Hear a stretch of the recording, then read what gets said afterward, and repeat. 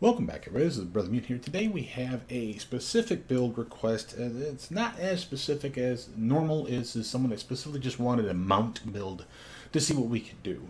So I decided to make myself a Sacred Huntmaster, and there's a reason for that. The Inquisitor spells being particularly powerful, got some nice heals in there, some damaging spells, lots of buffs, a lot of things that we could use for ourselves as well as our pet, our mount, I should say. So let's actually get into it, shall we? So I've made a level 1 character. We're going to power level her up. It is Linda the Light Fist. And she is going to be using not only her healing spells to heal her team, but also the damage undead. What are we going to do with this character? So first, let's just take a look at what we have. Level 1, Linda is a Halfling. There's a reason for us going Halfling. So part of the things that I've been finding out about being on a mount, being on an animal that you're riding around, is sometimes we get to attack, sometimes they get to attack, sometimes we both get to attack, which seems to be cool. I'm not sure how it actually works where we miss out on some attacks. It seems to be that they attack the pet over us most often than not. That doesn't mean AoE spells aren't going to affect the both of us, but there's some fun to be had there. The pets are actually more durable than we are, and of course someone had already pointed out that one of the reasons for wanting mounts is you get builds that have classes that, for like example, dwarfs or halflings or gnomes that have a reduced land speed, and now they don't have that problem because they're on a mount. This is a solid choice. This is the reasons we have pack animals like this for a reason, so we can carry stuff more, and we can also carry ourselves farther. So it makes sense. The character itself has a penalty to its strength because all halflings do, but notice we have a dexterity bonus. We managed to bring that up to 17, not 19 like I would normally do, and you may see that we got some really weird stats here, and I'll explain why as we level up. But a dex-based build makes sense.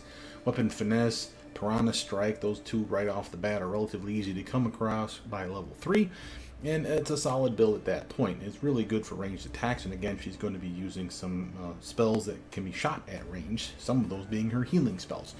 So I figured, what the hell, let's give her a bonus to dexterity. We're not going to get, sadly, things like point blank shot and precise shot in this build. Having said that, the reason behind this is there's a lot of things that I'm trying. This may be completely foolish, but when you see these feat picks, it'll kind of make sense. Another reason we like the Huntsmaster is not only do, of course, we get the animal companion, we get to share our teamwork feats, which are these guys here, with our animal companion for free. They're included with them. Well, if it's going to be our mount, that means anything that we get up here, since we literally all we have to do is be next to our teammate, in this case the mount that has the same feats, the same teammate tactics, which we're giving them for free, then they get them for free. We basically have these always on. This is going to be extremely powerful then, because there's going to be some in here that's less minor, like armor class bump. Sure, we'll take that. Bonus to your swing. Okay, sure, why not? How about some spell resistance? Maybe not spell resistance, but better spell pen. We'll have better saving throws. Some things across the board here that are going to make us extremely durable and really good at being the caster that we are. So it's a solid upgrade for that reason alone. Of course, because we're an Inquisitor, we'll get, as a Sacred Huntsman, we'll get favored enemies, 4 of them, and 3 that can be doubled up or tripled or quadrupled up on the same guy if we want. So again, if you want to go all in on, say, a specific type of demon, we can do that. My suggestion to you will be, as we pick them, what's really bothering you the most at that particular time and juncture. So things like humans, undead, outsiders, which are devils and demon types. But they specifically have 3 different demon narrower focuses. I'm not sure what that's about, so I might lean into those heavy. So there's like demon of strength, demons of magic, and demons of slaughter, or something like that. So again, we can get them up here, and then you can double, triple, or quadruple up on them down there. Only obviously one at a time. You have to choose which one you really want to focus on. I usually pick something new, pick the same something from the past. So if it's like undead, and say this is humans, then this will be also undead. Then when we get over here, we say, oh, I want to be out, kill outsiders, and then I'll pick humans here because they'll match up with the humans back there. And again, everyone's going to be different on what they think is the right choice on those, and I can't tell you without really playing the game to its completion what is the best choices, so I'm not trying to spoil that for myself. But as you can see, the list, here's our demons of magic, slaughter, strength. Humans are always a solid choice. We're always running into humans. Those bastards are always over the place. Animals is another fine choice. Undead. The reason I don't pick animals is because, quite frankly, animals are rarely a problem. I mean, with a good team, animals are usually fodder. That's not to say that they can't overwhelm you, get a bunch of wolves back in Kingmaker, and they'll tear your throat out. But early on, it's not much of an issue. Later on, they're definitely not an issue. Outsiders, on the other hand, monstrous humanoids, giants, or giant humanoids, for example, are solid choices, especially back in Kingmaker, because again, giant humanoids include not only giants, but cyclopses, as well as trolls. They're considered the giant humanoids. Fae was something we fought a lot. And again, based on Kingmaker and the way the story went, it made sense. For this one, not so much. But again, outsiders, demons of various types, again, solid choices for you. And again, I don't know how they differentiate outsiders versus the demons here. But again, I have 4 picks, and I can grab all 4 of them if I so choose. I probably will. I'll probably go one dead, I'll probably go humans, I'll probably go outsiders, and I'll pick one of the demons just to be a dick to those demon types. But by and large, that's what we're shooting for here. Notice some other stuff that we're going to get for being an Inquisitor in general. The Stern Gaze, nice bonus to your perception. A bonus to your persuasion if you're trying to intimidate guys. That's not our thing, but that doesn't mean we don't have it. Remember, everybody unlocks at level 1 the ability to do a scare tactic. Something that where they can pick one target and like they click the button, click a target, and they try to intimidate them. That's what it's called, but basically it's an intimidation check. And again, the better your intimidation check, the easier it is for you to screw guys over. We'll get Cunning Initiative, a nice little bonus to our initiative checks based on our wisdom and our dexterity. And again, we have a okay wisdom here at 16. Solo tactics, again, this is the one that allows us to implement all these tactics we're getting here for free. All we have to do is be standing next to a teammate. Now, again, we're going to be with our mount either next to or on top of most times. So again, we'll have access to that for free right there. But if they're off doing whatever, like maybe I sent them across the map to go kick someone's ass, and then I'm still next to a teammate, because of solo tactics, I'm still getting all these bonuses. If I'm, of course, next to my pack animal, my animal companion, then all those teamwork feats apply to them as well. I'm basically giving to him for free, which means when we level up the bear, which is what we have here, you don't pick those teamwork feats. And that doesn't mean I couldn't grab more, because there's more than just the 6 that are here. Obviously, there's 7, 8, 9, 10 of those damn things in the game. But some of them are silly, and some of those are like caster related, which it's a bear. He's not casting shit. So you can kind of forego that shit. What I'm going to do with the bear, since it's a strength-based monster, I figured a nice Cornigan Smash build. And you may say, how the hell are you going to pull that off? You're not going to get that many skill points. You're going to get like 2, I think, like every other level or something. Well, I'm going to actually invest in the bear at level 4 and level 8 for intelligence, taking his intelligence from 2 to a 4. That'll give us some extra skill points, and then allow us to get persuasion up to 6. And again, once we get to 6 over here, we can do things like Cornigan Smash, Shattered Defenses, and Dreadful Carnage can actually be part of his build, which is, again, a solid choice in my opinion. He's going to be terrorizing bad guys. Again, if I ever hop off the mount, just let him go to town, scaring the shit out of everything. We can capitalize on that by setting up the fear effect for him, allowing him to hit things flat-footed like all the time, which is part of the fun of this build in my opinion. Notice that for our deity, we want Callistria. This is only really necessary for 2 reasons that you give a shit about. All 3, I should say. 1, you get to use their favorite weapon. If you don't have training in it, because we only get like simple weapon proficiencies, then if you wanted something, here you go. And I said, hey, rapier, it's not a simple weapon, but I'll take it. And again, weapon finessable, there's probably a decent amount in the game, based on the way it was in Kingmaker. That's a solid choice. I mean, I could have just easily gone like Scimitar for like a strength-based build, but again, I'm not a strength-based character. I could have gotten like Dueling Sword, again, something that can be weapon finessed, and I could have gotten that free with my background. Well, on that background, remember, I got a background for Nomad. That gave me a +3 bonus to the HP of this guy, or at least it will, once I level him up, if that works. So that's a solid upgrade. Notice, not only do you get the favorite weapon that you could use, doesn't mean you have to, but you'll get to pick from one of their domains. Now, the downside is, unlike a cleric, you're not going to get like free spells and all that cool shit. This is a damn shame that they don't update the tooltips on this stuff, because all we're going to get is like a couple of abilities. I went for Luck. Luck gives us these 2 abilities. One at level 1 called Luck Domain, Bit of Luck. It literally allows us to buff a pet, a buddy, a friend, whatever. And on the very next 1d20 roll that they roll, they get to roll twice and take the better result. We can use this just a few number of times a day based on our 3 plus our wisdom modifier. So again, right now another 3, so like 6 times a day. It's not the best choice ever, but hey, it's not the worst either. At level 6, which is what you're seeing down here, we get Divine Fortune. Divine Fortune allows us to basically do the same thing as Bit of Luck. However, it doesn't wear off after 1 round. It lasts for a number of rounds equal to half of the class that we have. So if we're at level 20 Inquisitor, or Sacred Huntsman in this case, which we will be, then that's 10 rounds that'll last us. and it doesn't wear off after the very first check. So it should literally allow us to roll for advantage, if you will, for multiple times for up to 10 rounds. And again, we can use that a couple times a day if I'm not mistaken. So not bad. So I figured that'd be pretty good. And for the type of character we're going to play, we're going to go for the mythic path. Excuse me, goodness. We're going to do Azata. Reason for Azata, I was going to do Ion, but I think Azata makes more sense. We get a nice skill buff bonus, which is ridiculously high. And that buff is going to be a serious value for us, as you'll see, because it turns out mobility is going to be heavily important for our mount build. So let's actually level up this character first. For the type that I'm going to play, I believe I'm going Daredevil. And by the way, if you want to know why, we get bonus to mobility with a half assist dice. That's actually, I think, not working currently. Combat mobility, we basically get that for free. And we'll get Devil May Care, which means we will be flanked. Now notice that means we lose out on our multi-attack ability, which I don't care. He's plenty strong enough, and we're going to make him even stronger. So the chances we will miss is pretty slim with this guy.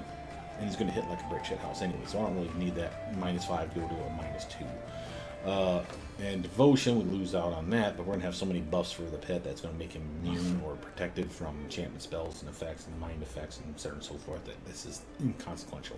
At least we still get to keep our evasion and improved evasion, which is a solid upgrade for our character. Now for points here, normally I'm going to tell you to go mobility, maybe unlock athletics, at least a point.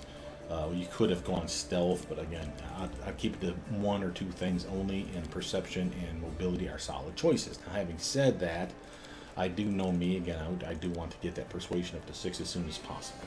So I'm going to start with perception and persuasion. Remember, I need to get that to 6 to get his Climate Smash. Notice here for feats, he's not particularly bright, so there's a lot of feats he doesn't get access to, but the ones that he does are the ones we kind of care about. So power attack is a solid choice. But another reason to get him to an intelligence of at least 3 is it actually does unlock some feats that literally you can't use in this game unless you're smart. And 3 is about as dumb as a human being gets. We're talking like child level of intelligence here. So the bear at 2 is obviously not particularly bright. We need to get to level 4 to unlock 13 intelligence, or sorry, 13, you wish. 3 intelligence, there you go. And that will unlock a whole lot of other stuff. I'll make him the same deity worshiping as we are. Sure, why not? What are we gonna call bear? Poobah. Hey, Poobah. So, that's your buddy. Notice, at level 1, they allow you to literally get the bear up to level 2, like, right away. I'm not sure what that's about. I'm not going to complain about it, but I'll happily take it. Notice that, again, we're only getting 2 points each time. That's why we're going to keep it to those. I suppose if I really just wanted to unlock something, I'll do it like that. Because they'll get caught up before too long. I have no idea what these special abilities are, because, again, they don't have anything with them. However, if you look at Mr. Bear, notice that he actually, it looks like he has a claw attack and a claw attack. He also has a bite attack. I'm not sure if it does claw, then bite, or bite and then 2 claw attacks. But if you go to, I think, Marshall? No, it doesn't say it in here. Then we probably should focus on his claw swipe, because it's the equipped weapon that he has. So if you want a weapon focus, which we're definitely going for, weapon focus for claws. And there's 2 of them, so again, it kind of makes sense that that's the one we should probably go for. From here, let's get our character and treat a character to all kinds of wonderful XP, as well as search and pick that stuff if you want. And while I'm doing that, I'll make myself a level 10 mythic. That sounds great, thank you. Search and pick, and I'm just going to gift myself a rapier, just so cold iron rapier, just so you can see, you know what I'd be wielding. And we'll go downstairs, of course, and kill some stuff too. But again, I like having the weapon in my kitty, just so I don't have to steal from someone else. Alright, so we're looking for the cold iron rapier. Add it, thank you. Okay, now, just so you can see, boop. Again, remember, I have weapon finesse, and that's it right now. Thank God I get a +1 thanks to being a nomad. I'm not sure when they added that. That must have been on the most recent beta, because that never showed up before. But it's a solid upgrade, and I'll happily take it. Notice, of course, we're getting another bonus thanks to the fact that we're a teeny tiny person, so that's a boon. And it doesn't matter if we're a teeny tiny person, apparently on the back of a bear, we still get that boon. So it's a solid upgrade. You throw in the fact that, with being on the bear, it's implied that you're flanking because you have two of you that could technically attack, and that's another +2. So right at level 1, we're actually doing pretty good for our swing. So if I wanted to mount said bear and get into melee and whatnot, I basically click this, go there. And that's me and the bear down. Now the downside is I can't figure out why, and I haven't really invested much time, I will be honest, for why I can sometimes attack with the bear and then sometimes I can attack with myself all in the same combat round. Sometimes it's because I charge, I think. Sometimes it's literally just because I'm within range and the bear decides it's time to swing too. So the bear will get a few swipes and then I'll get a few swipes. And I'm pretty happy with that, but it's not reliable. So I'm not real sure. If anyone has any advice on what's causing that or how you can make that an assured both of you attacking, let me know. Otherwise, I'm assuming you have to just get off the mount and then you can get control of the bear and the bear can actually attack naturally. So again, that's always a thing. Let's do a quick save so I don't miss this part. So, again, we'll do our typical leveling process, but before we do that, just as a reminder for our spells, we are a spontaneous caster. Not only are we going to be a spontaneous caster for the Inquisitor side of things, we'll also be a spontaneous caster for the Azata side of things. And the Azatas are keying off of Charisma, and our Charisma sucks, so be aware of that. Having said that, we will have plenty of opportunity to buff the DC checks of our spells. There's very nice spells that we have that buff us, and other effects that we have for being an Azata that we could pick, and we will do so, that will really capitalize on our spells. So the reason this video has taken so long to put together, and this is not an excuse so much as it is an explanation, I keep forgetting that I have 2 spell books to choose from. And that's important because spells that I could get from the Inquisitor, for example, one that we're about to pick now, or could pick now, called Bless or Bane, are all available on the Azata spellbook. And there's no reason for me to double up on them. Sure, there's plenty of reasons to want to have more of the same. If they're good once, they're good 5 times. But if we're trying to diversify and get as much bang for our buck out of this build, then we want to be real choosy, is my opinion. So I literally had to go through and triage what spells to grab. Now the downside is I have them on a piece of paper, which means this video is going to be extra long as I walk you through what we're doing. Fortunately, I have all the ones written down that are specific for the Inquisitor side of things. So again, notice that we had, of course, Cure Light Wounds and Shield of Faith to start things off. Why those 2? A solid armor buff for you and or your pet or your teammates.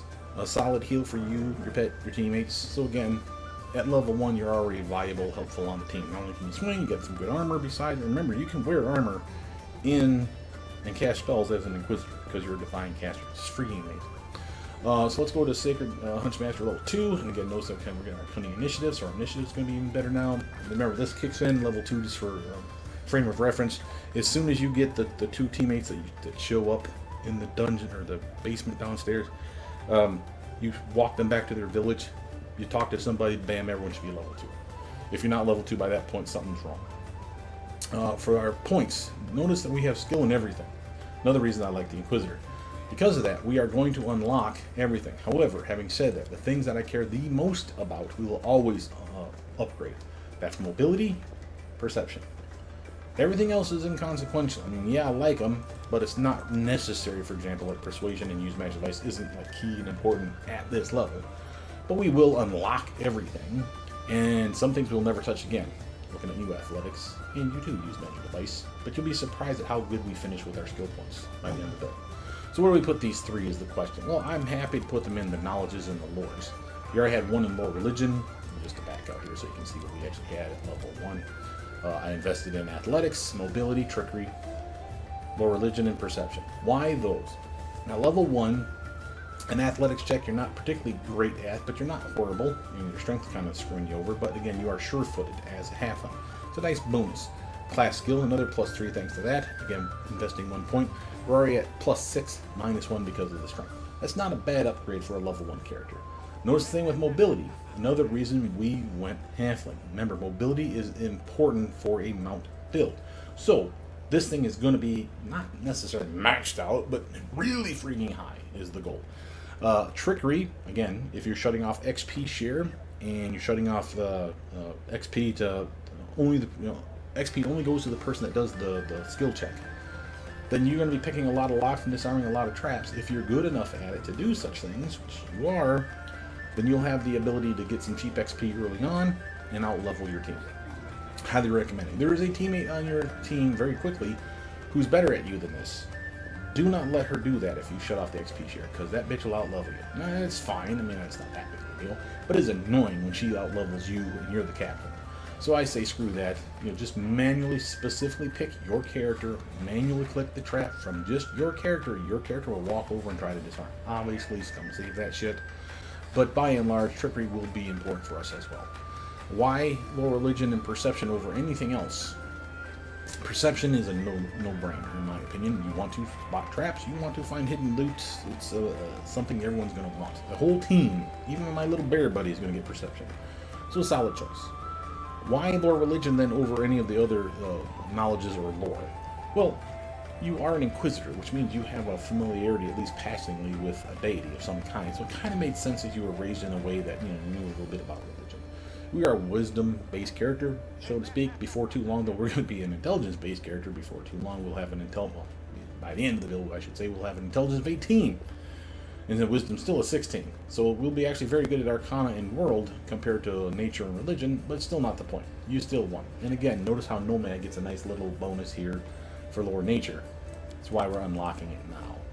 Again, mobility is always up, perception is always up. As long as you keep it to those, you're fine. What spells to grab? Well, my list. Let me read you the list, and again, know that this is in no particular order. For level 1, which is where we're at, I'm suggesting Cure Light Wounds, we have it. Shield of Faith, we have it. Divine Favor, that'll probably be the next one to grab. Doom, Ear-Piercing Scream, and True Strike. Now let's explain why. So, Bane and Bless are solid choices. I can get those for free on the Azata spellbook. Multiple castings a day, spontaneous casting. I don't care if the saving throw is easy for them to pass. Again, it's not my concern. My concern is that I get the buff. So Bless was over there on the other spell book. There's no reason to waste, in my opinion, a very precious pick. You can only get to pick 6 spells at level 1. So why not something else? Well, Ear-Piercing Scream wasn't on the list for the Azata. That's 1. 2, it's a damaging spell. 3, it's an auto-hit damaging spell. And it has an effect. So you throw all those things in there. This is a solid choice. I'm not grabbing it now. Why? Because it scales based on your caster level. 2 caster levels to get 1d6 of damage. So right now I'm level 2. I'm still only going to get 1d6 of damage. There's nothing impressive there. By level 4, suddenly this is a viable hit. It's 2d6. It's still lame, but if you need to hit something at some distance and you ain't got a ranged weapon, well, here's your chance of shooting something that's probably going to hit. Why do I say probably? Because A, Fortitude save for half damage. B, there's spell resistance in this game up the yin-yang. So this is always something of concern. Why Doom? Doom is a solid choice, and there's nothing wrong with anything else, but it wasn't, again, on the other list. And notice how this sets up a shaken condition. Yes, there's a save or suck spell. I don't care about the duration. The 1 minute per level, that's inconsequential. If it lasted 1 minute, that's good enough. Chances are the fight's over after a minute. But why this one? A, good range. B, we're going to have a pet. Remember, that pet does Cornigan Smash and Shatter Defenses before too long. What does that mean? That means if the target's already shaken, however it gets shaken, like, for example, a Doom spell, then they're now flat-footed to said bear attack. And that's appeal to me. So that's why it makes the cut. Now, sure, is there other stuff like Cause Fear could have been useful? Sure, but Cause Fear, again, has an HD cap. Eventually, they become immune to it. So that's a bad idea. Other stuff that's on the list, I could have grabbed Command. Didn't do it. Again, over the other damn spell book or something similar like Greater Command. So again, not necessary. And again, this is another one of those that's good, but it's not great because it only lasts for 1 round and that's done. Divine Favor makes the cut because that one's powerful. It's a nice luck bonus to your attacks and your damage, your weapon damage, all the way up to a +3 by the end of it. And again, it only lasts for a minute, but that's still a pretty good clip. So again, we'll happily take that. Expeditious Retreat could have made the cut but didn't. Again, you're already on a pet. Notice how it doesn't buff anything but you. And if you're on the pet, that doesn't buff your pet, as far as I could tell. So again, it's one of those where I want to hop off the pet, now I'm zippy. So that's a thing, but it wasn't that big of a deal. Haze of Dreams is an okay choice. Again, free over there on the Azata spellbooks. Inflict spells. I'm not taking these. These are also viable options because we're going to grab all the single target cure spells. The Cure Light, Moderate, Serious, Critical, and even Heal. So that's 5 really good spells there that can heal the team or damage undead. Hence the window of the Light Fist. The inflict light wounds is its counterpoint. Could be great for healing undead, not that we want to, but maybe we have an undead buddy on the team, or someone's an undead or an enemy dead spell. We want to top them off, make sure they survive the fight. Sure, that's a thing. But the other option is then using it to damage the living, right? So again, another viable option. The downside is we'll be able to buff this one with one of our mythic abilities that allow us to heal better and also shoot it at a distance. It has no impact on this. So this one is less appealing at that point. I could have gone magic weapon. Again, we're going to get greater magic weapon. So again, if we could have slopped spells out, I'd grab this. And then once we got greater magic weapon, this would get fucking cycled back out. But again, the devs have just chosen not to allow that to happen. When mods come around, I guarantee you someone's going to mod this game just like they did for Kingmaker, and those mods, we love you to pieces. They'll make it where you can swap spells out. And again, this whole list then is going to change. Protection from alignment didn't make the cut. Why? It's an amazing spell. This is better for deflection. Starts at +2. This one's at +2. This one goes up to +5. Actually, you can go higher if you had a cleric build. Not the point. This one here stays at +2, but it gives you a bonus to saves against a specific alignment. So there is some reasons to like it. Having said that, it's not that impressive. And again, I have a spell that's already doing half of the job and then some. So I don't want both is the problem. Stunning Berry is a solid choice. The downside of this one is, I've always said it before, it doesn't last very long. It's actually a crappier version of protection from alignment. It's better in that it doesn't have an alignment restriction. It's terrible in that it's only a +1 to the deflection and to the saving throws, whereas protection from alignment's a +2. This one also has the effect of it doesn't last very long, but it does have the bonus of it when someone attacks you. If they hit you, they get stunned for a round. Obviously, there's a will save to negate it. There's no spell resistance on that, supposedly. So it's a chance to screw over an opponent. The real downside of this spell is the casting time. The casting time is a standard action. If you can get this down to a swift action, and there's ways to do it, this is a solid choice. Because again, you can, oh shit, I got jumped, Stunning Barrier, whoop, it's on me, and then again, as soon as they hit me, boom, they're stunned. Yes, they may have hit me, but at the very least have a chance to freaking stun them back. It's kind of like a snake bite, right? You know, you stepping on a snake, and the snake turns around and bites you on the ankle because fuck you. Same general principle. But it's a solid choice, we're not taking it. Why True Strike? This one is another one that people swear by being straight up garbage, and it normally is. However, note something. A, it lasts for a round. B, so I can cast the spell and then be a solid swing next turn. Also, it allows me to ignore a concealed target, so the bonus that they may have is just gone. +20 to my swing is a +20 to my swing. Yes, it's only for the very next attack, but I have a lot of really good attacks coming, like raise spells, melee touch attacks, like if I'm trying to use a cure spell on an undead. Again, True Strike to make sure that it lands is a solid choice. But I also have the ability to cast certain spells, or any spell every fight, for example, or I will, as a swift action. So this could be the swift action. Like, holy shit, we just got jumped, and I see a guy who's within striking distance, and fuck that guy, I can hit him. Wait, True Strike, whoop, swift action, run over and just maul the motherfucker. And that's a solid way for you to screw something over. So that's why it makes the cut. Now, I hope that was clear for each of those, and we're going to do the same for each level. So what am I going to grab at this one? Well, I've already said it before, Divine Favor. A nice solid 1 minute buff, +1 to your swing, +1 to your damage, steadily upgrades to +2, then finally to +3. Okay? Now, technically, every time you level up, you want to level up your bear. One that give you the option. It's not always the option. Again, I'll just unlock the thing I'm going to unlock. Never touch athletics again.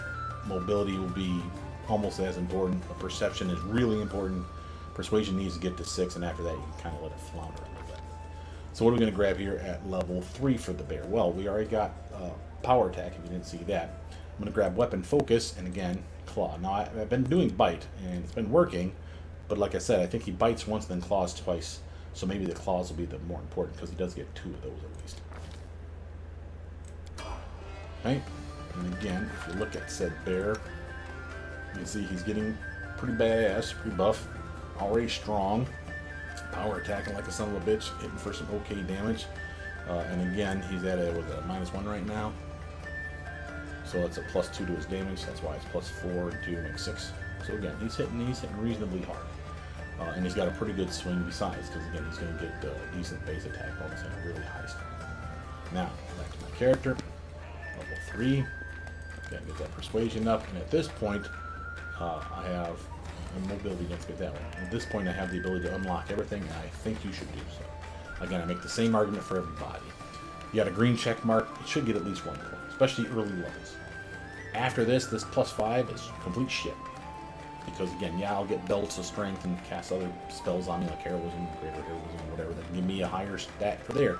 But by and large, that +5 is going up to like a +10, +11 by the end of the game, and that's only when you start slapping on spells and buffs and whatnot. That's nothing, that's garbage. If you're not getting it into the 20s, it's rarely worth it in my opinion. But early levels, on the other hand, when stuff is easy to pass, and we're trying to milk out a little bit of XP at every freaking opportunity, I gotta suck on that XP teat, man, because that's what it's gonna make sure this character out levels the whole team. What are we gonna get over here at level 3? Well, level 3, we have 2 things. Notice that we're not only getting a feat, but we're also getting our first teamwork feat. And again, solo tactics is free, and so is hunter tactics at the same exact time. Remember, anything I grab here, bear gets it too. Right? So that's the beauty of this build. So what are we going to grab at this point, though? Well, I'm going to grab something that increases my melee damage. Where I got weapon finesse, there's no reason in the world you shouldn't be getting piranha strike. Remember, if it's not power attack, because they're strength-based character, it's probably melee character. But it's piranha strike if you're a melee character. It's not as good as power attack, let's be honest, but for what I need it to do, it will do it just fine. What am I going to get for these? Now notice that we have some that were locked right now. Tandem trip is another way to go. I would have done that, for example, on a if my pet was a pet that could already trip, like I think of the dogs and the wolves, to get those for free. So you could have some serious fun with tandem trip. Obviously, it's not here yet. You have to have trip to unlock it, something that I would have to grab. But remember, once I unlock tandem trip, whether pet has access to trip or not, he gets it. So this is a solid choice for those that want to go a trip route. Outflank, though, is something that, again, we're requiring a BAB of 4, which we don't have until like level 6, I think. So here we're going to grab the outflank. Because of that, though, the standard for most people is 1 of 2. You either get back-to-back or precise strike. If you're going to get precise strike, you should probably get it earlier than later. It's just an extra 1d6 of, not sneak attack damage, but the equivalent. It's called precision damage. It's the same damn difference. It's extra damage set up in basically the same way as sneak attack does. It's just not called sneak attack. And again, you have it. Now, of course, so does your bear. So again, extra chunk of damage that for the 2 of you can fucking dish out. Not bad. I'm actually going to go the protection route. I'm going to go for back-to-back. This is a bonus where the 2 of us are side by side. Again, quote-unquote back-to-back. Even though I'm riding on his back. And I get a +2 to my armor. So does he. So again, I'm basically toughening up the bear, toughening up me as well. And again, I've yet to see them manually target me while on the bear. That could be a thing, but I haven't seen it yet. Level 1 spell, again, we already got our list. So we already got Divine Favor. We're going to go for True Strike yet? I don't think so, because we don't have access to that ability to get the spell off free. But Expeditious, no, Ear-Piercing Scream, there it is. A solid damaging spell. And again, we're finally getting to the point where we're having some fun. And yeah, I know we're only level 3, so it's still only 1d6, but that very next level is a good upgrade. If you don't like that, then again, the other choice was Doom. And again, the pet doesn't have the ability to benefit from the Shattered Defenses yet. But he's getting there. Doom, on the other hand, I mean, again, let's just be clear, Doom still is a penalty to the bad guy. A shaking condition is still a solid penalty to the bad guy, but I'd rather have an auto-hit spell, just to make sure that I know if that one little running bastard just needs 1d6 damage and it's enough to drop his ass. That's why you're piercing the screen. It's almost like magic missile for us. Back out of here. I keep forgetting to level up my pet. Oh, I don't need to. Okay. Finally, he gets caught up to us, I think is how that's working. Level 4. Now, this is where I'm going to tell you, put a point in dexterity, and then we got 4 points in intelligence. Now, the question is can you hold off on that? Well, yes and no. This could be literally in the middle. Like do 2 points of intelligence at level 4 and level 8. Then at level 12, do the dexterity bump. And then at 16 and 20, finish them off with some more intelligence. Nothing wrong with that choice. And you could do it now.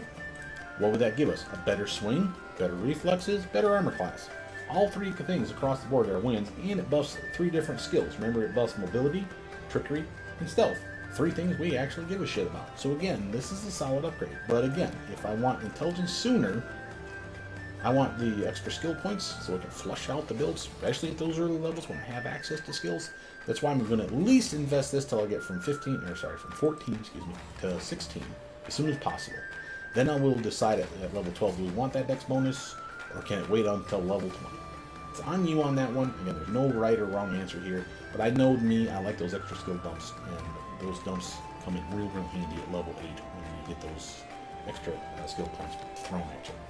Again, mobility is always going up, perception is always going up. What else we got? We got 3 more points. Trickery is something that I give a shit about. Remember, picking locks, disarming traps. Persuasion is something you give a rat's ass about. Again, you can probably double up on nature because it's already a nice buff here. Maybe you want it to be tied with lower religions, or go lower religion. Use magic device. We're never touching again. Same with athletics. But if you wanted to say get trickery up a little sooner, kind of like match up with mobility, hey, there's nothing wrong with that. I don't think we have to go heavy into it. But what I would do would be like trickery, persuasion, lower religion. Level 2 spells. Now again, differences for everyone's picks, but with ones I like on my list, remember you only pick 6. I'm going with Cure Moderate Wounds, and again, in no order. Cure Moderate Wounds, Bone Shaker, Effortless Armor, and you may wonder why. So let me explain first what Effortless Armor does, okay? So now notice how it's just for you, personal effect. So again, if you're on your bear, how's it helping you in any way? Remember, speed's not an issue if you're on the bear. But I'm going to get off at some point, right? So there is that. And 2, the armor check penalty. I don't like it. Again, we can wear all the way up to medium armor as an Inquisitor. That usually means for me like a breastplate, especially if it's a mithril breastplate, so I can really use all that high dexterity that I have, at least most of it. But that armor check penalty isn't about dexterity, it's about the skills. So remember, armor impedes your physical movement. As such, your athletics is down, your mobility is down, and that's no bueno. Trickery's not impacted because it's all hand gestures and shit, and that's not impacted by armor, even though it fucks over all the caster types. But it does affect stealth. So if you want athletics, mobility, and stealth to be the numbers that you want them to be, then you're either wearing no armor or armor that doesn't have a penalty because it's like mithril or so light that it's not an issue, or you use a spell like Effortless Armor. Now I'm not grabbing this now.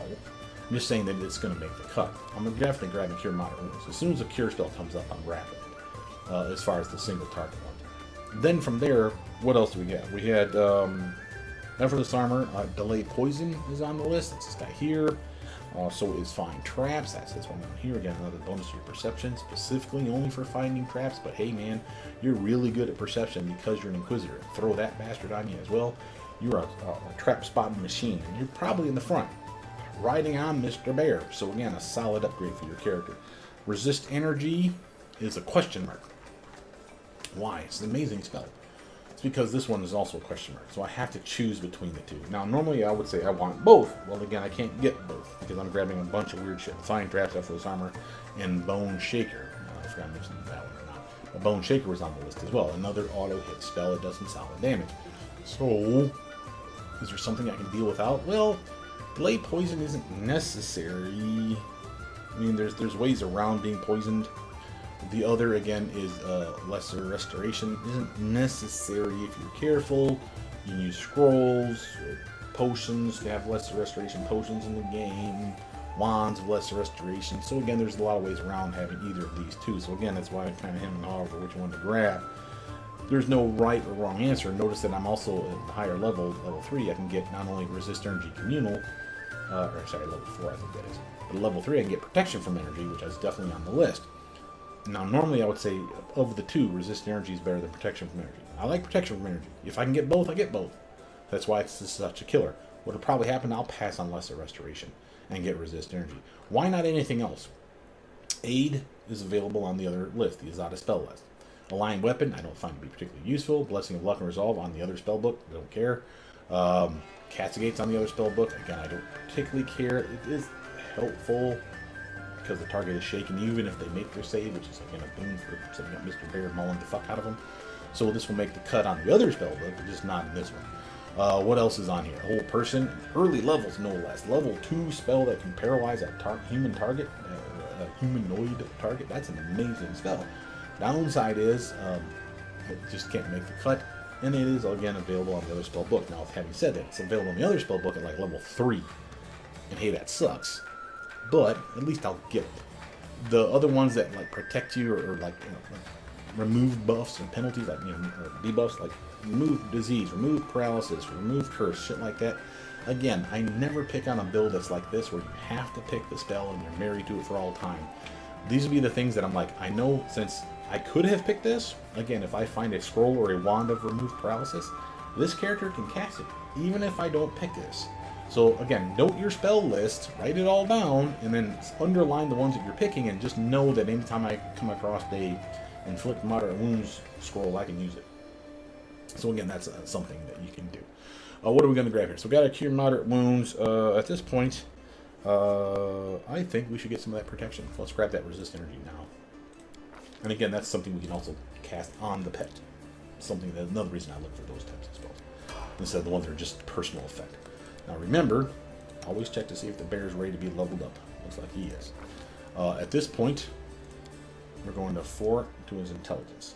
And that's really important. And that's as high as I need to take it, because then I'll put 1 point into wisdom, 1 in con, and 1 in strength. And having said all that, everything will end with an even number except for strength. Strength will be the odd man out. It'll end with an odd number. But it's still a benefit. Remember, you can carry it on. For here, again, get that persuasion up. And again, perception. Now, here's our level 5. Our mobility and perception is always going up. Now I get 3 more points to spend. Now notice, Arcana, World, and Nature. Boop, boop, boop. See that? I can get those caught up. And then the next one will be, again, Trickery and Persuasion. Probably more in Trickery than Persuasion. And that's how I'll do it. Every once in a while we'll throw in Stealth. When I finally get some more skills, though, with that higher intelligence, suddenly stuff will get fleshed out a lot more. What am I going to grab at level 5? Level 5 is when we finally start doing some weird shit. Now, these are not, again, not min-maxed to the extreme. So if you find that the order of these is making no sense to you, that's fine. But notice some things. Here's mounted combat. Notice how this thing works. Once per round, when your mount is hit in combat, you attempt a mobility check. I do. The hit is negated if your mobility check result is greater than the opponent's attack roll. So if this is like I think it is, they swing at my pet, they hit my pet, or should have. If I have a high enough mobility, I basically steer the pet out of the way so he doesn't get hit, is the way I'm reading this. And that's why, again, the Halfling. Remember, we get a bonus to mobility thanks to being sure-footed. That's a +2. We have we have mobility as a class skill, so that's 3 extra points right there, as long as we invest 1 point in. And we've been investing points in it at every goddamn level, and we'll continue to do so. And we're going to be grabbing some skill feats that specifically buff mobility. Whether it's skill focused mobility or the one that's called stealthy, that gives you a bonus to both mobility and stealth. Not that I particularly care about the stealth, but the mobility one, that's another +2 upwards of +4. The skill focused mobility is +3 upwards of +6. So you can see we're going to finish with a very, very high mobility, and then you throw in the fact that I'm going to be Azata as my mythic path, and there's a thing we can pick up in there that can give us skill equal to our mythic rank. So if I'm mythic rank 10 by the end of the game, then I get an extra 10 skill points to every skill. And that's why this is a skill monkey build, even though it's a mounted combat build. And there's other mounted feats coming that we don't have access to yet, but mounted combat's necessary to unlock these damn things. So if you do that, notice how mounted shield, spirited charge, and trample are things of value. Favorite enemy, here's our first favorite enemy. Again, I can't tell you what's right or what's wrong. I know undead is a constant pain in my ass. And again, she, Linda, the Light Fist, is going to be all about killing undead. That's why those cure spells are there, and that's why she's going to have access to some laser beams here before too long. Having said that, humans are a notorious problem everywhere. And any elf will tell you, humans suck wind. So really, you really want humans, you want undead, and you want probably either outsiders or one of these demon fucking things, at the very least. And we have 4 to pick from. And then some upgrades for some of those as well. But humans is always a safe bet. You're always going to find a jackass human somewhere in these games. Now, level 2, what we got going on here? So we got a nice heal, we got a nice buff. How about a nice stuff? Let's get some of that button shaker up in here. And that one scales over time too, so a really nice buff for us. Now, back out of here. Level 5 is when I usually say, of course, I'm not sure level 10, is when I usually say you got mythic rank. Here's our persuasion up to 5. Remember, we needed to get to 6 before we can unlock Corner and Smash, but we can't even unlock Corner and Smash yet because we don't. Well, actually, we can. But can't get Shattered Defenses yet because we need this thing called Dazzling Display. Well, notice how Dazzling Display required Weapon Focus. We grab that at level 3, baby. So again, Dazzling Display now. Boop. Now let's get that Mythic rank, Mythic Hero. What are we gonna grab in here? I'm gonna grab Play to Theme. You can pick currently anyway, and this may change after beta. Remember, we're still in beta. Currently, I can pick any of these things and still, like, say, if I wanted to go Angel, I don't have to pick Close to Heaven. If I wanted to pick demons, I don't have to stay close to the abyss. I can do Instrument of Freedom. That's the one for Azata. This is the one I'm going to pick because I'm trying to play the theme. But I do like it. It's not only a ranged touch attack, so a raise spell that I can beam someone in the face. Remember, we're a high dex character-ish. Everything's not great, but it'll be 18 for too long.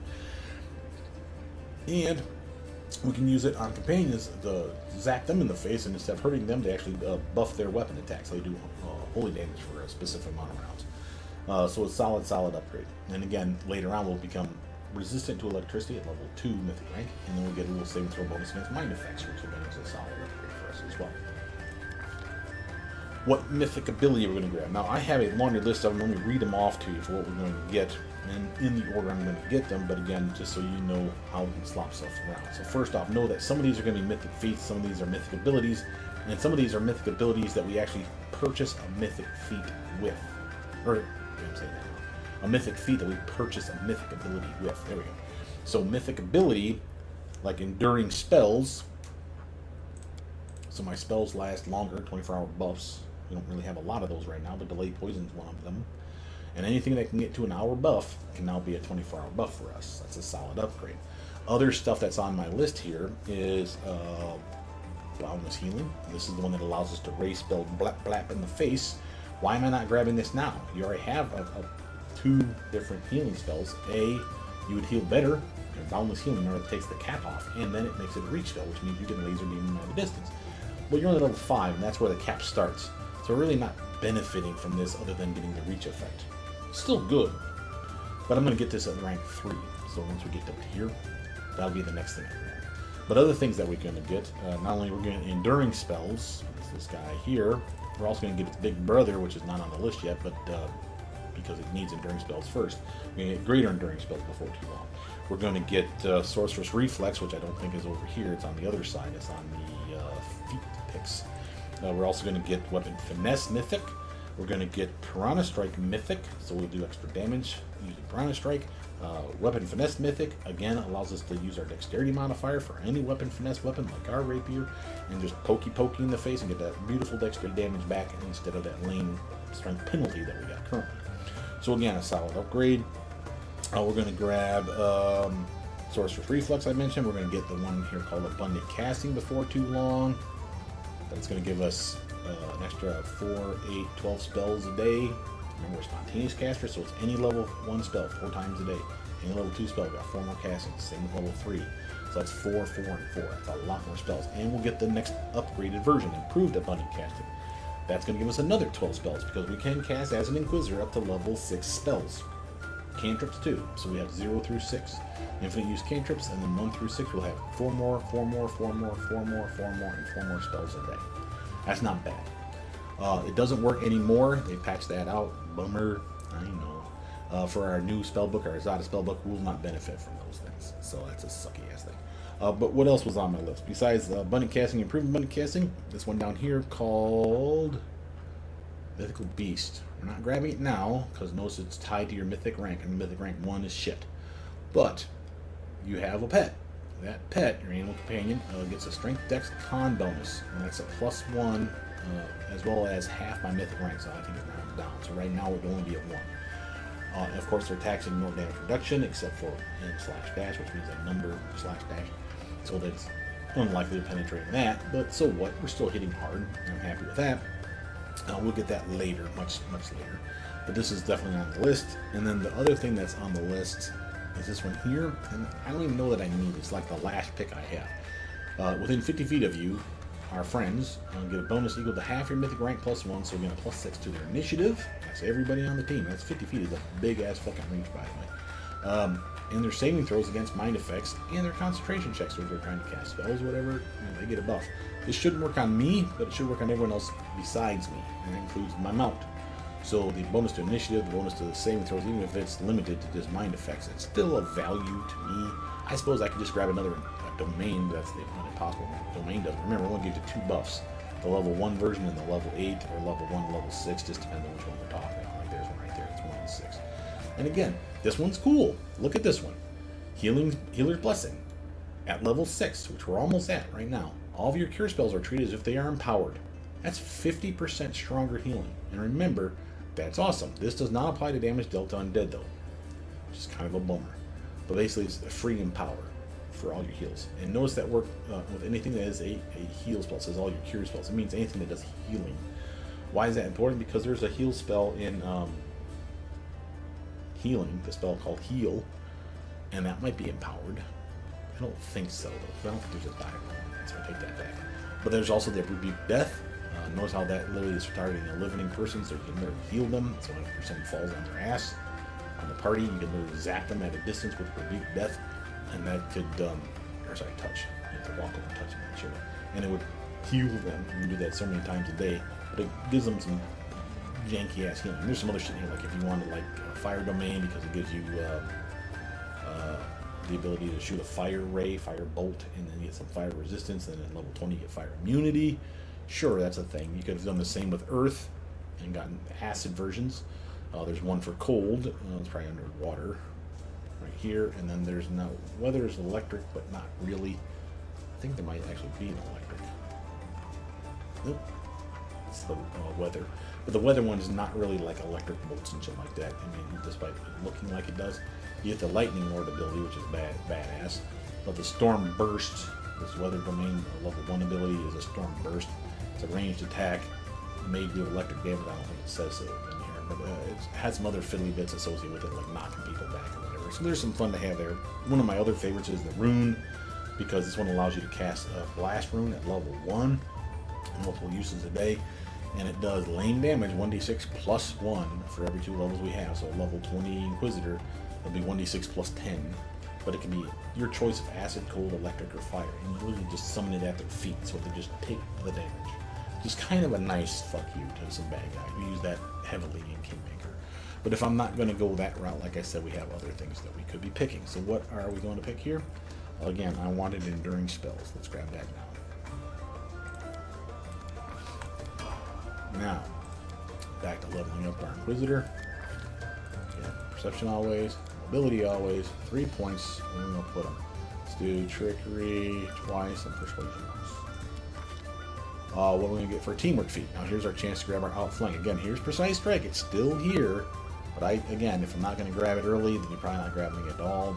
If I do grab it, it'll be at the end. It'll be extra damage. It's free, but it's not as important to me as these other buffs.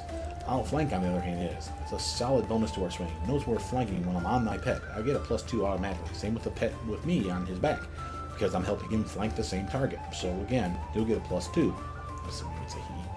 Outflank will increase for both of us, because remember, we have the solo tactics and hunter tactics combined. Between those two, me and him will benefit from all the shit that I have up here. It's a solid +4 now to our swing all the fucking time, so as long as I'm mounted on somebody. And of course, they can be flanked. There might be a way that if they're immune to flanking, we might not get that buff. But I don't think that's a thing. Level 2 spell, what are we going to grab here for the Inquisitor? So we got Bone Shatter. Let's grab some of that Delayed Poison.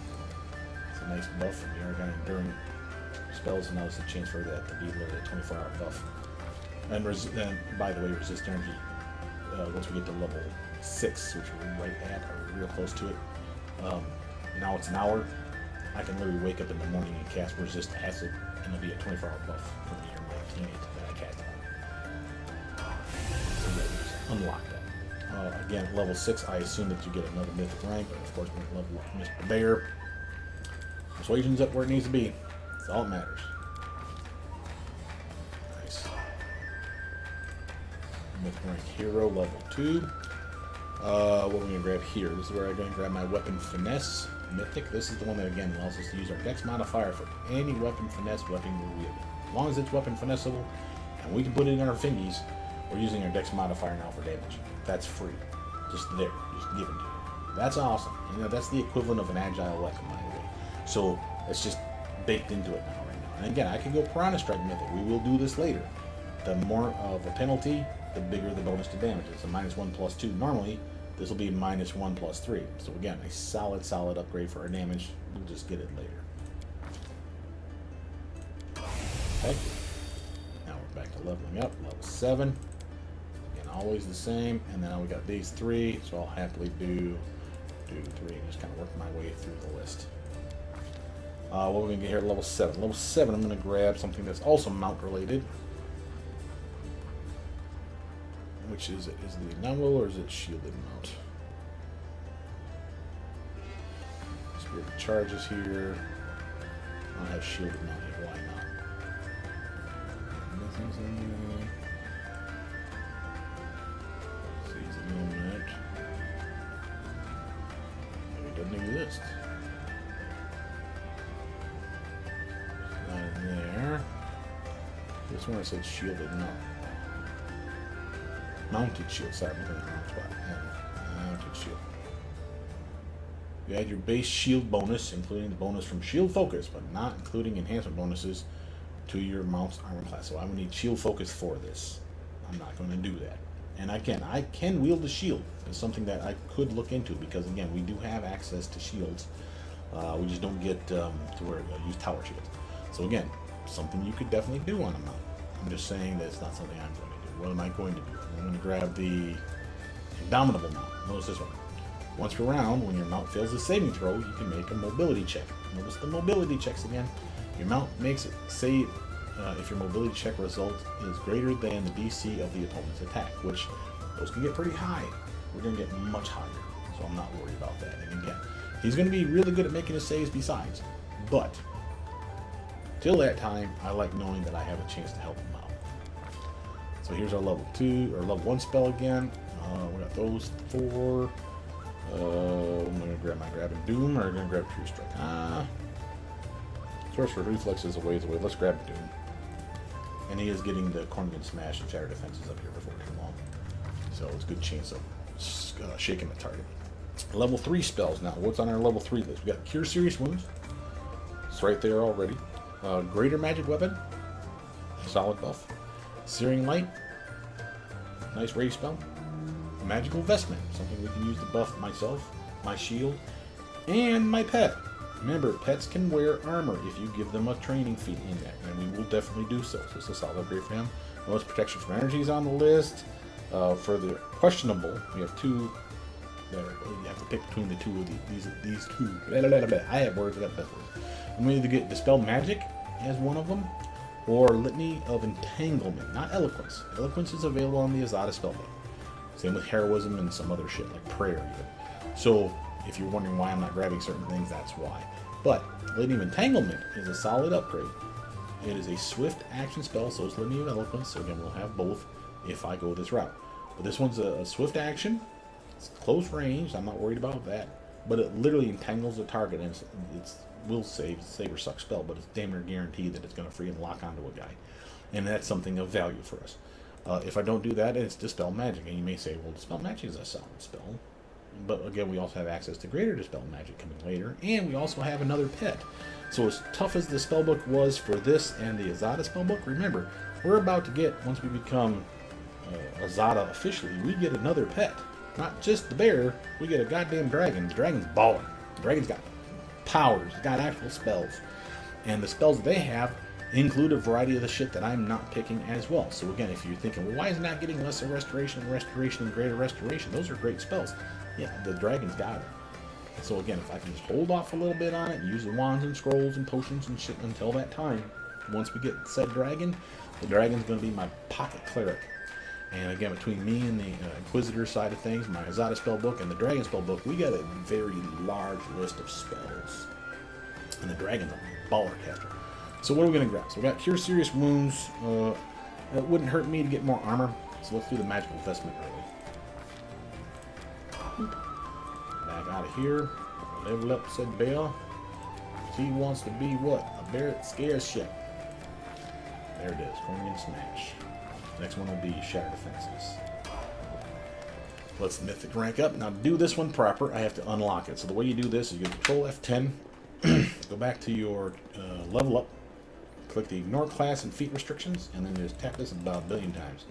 Close it, and it should work. Save. Yeah. Sometimes it doesn't, so you have to like load in and load back out. But the point is, Azata's there. Now the downside is it's saying ignore stuff. So look at there's how there's shit in here that I don't have access to. You can pick it. No, you can't. Look at how it says prerequisite, big X. So again, that's why I have to write down my list of what am I grabbing and when am I grabbing it. So I know that it was available on the ceiling. So I met all the requirements. I could have grabbed that all the way back here at level fucking 1. So it was waiting for me. That's fine. Now I can start pew-pewing like lasers, like a son of a bitch. Now notice I'm getting my kick-ass spell book. Now notice I have that on a separate sheet, so this is going to take a little bit longer. On this list, we can pick 6 things. So 1, 2, 3, 4, 5, 6, 7, 8. So 2 things are going to have to go the way of the dodo. Let me point out some things that I like in this list. First off, Challenge Evil. Solid spell.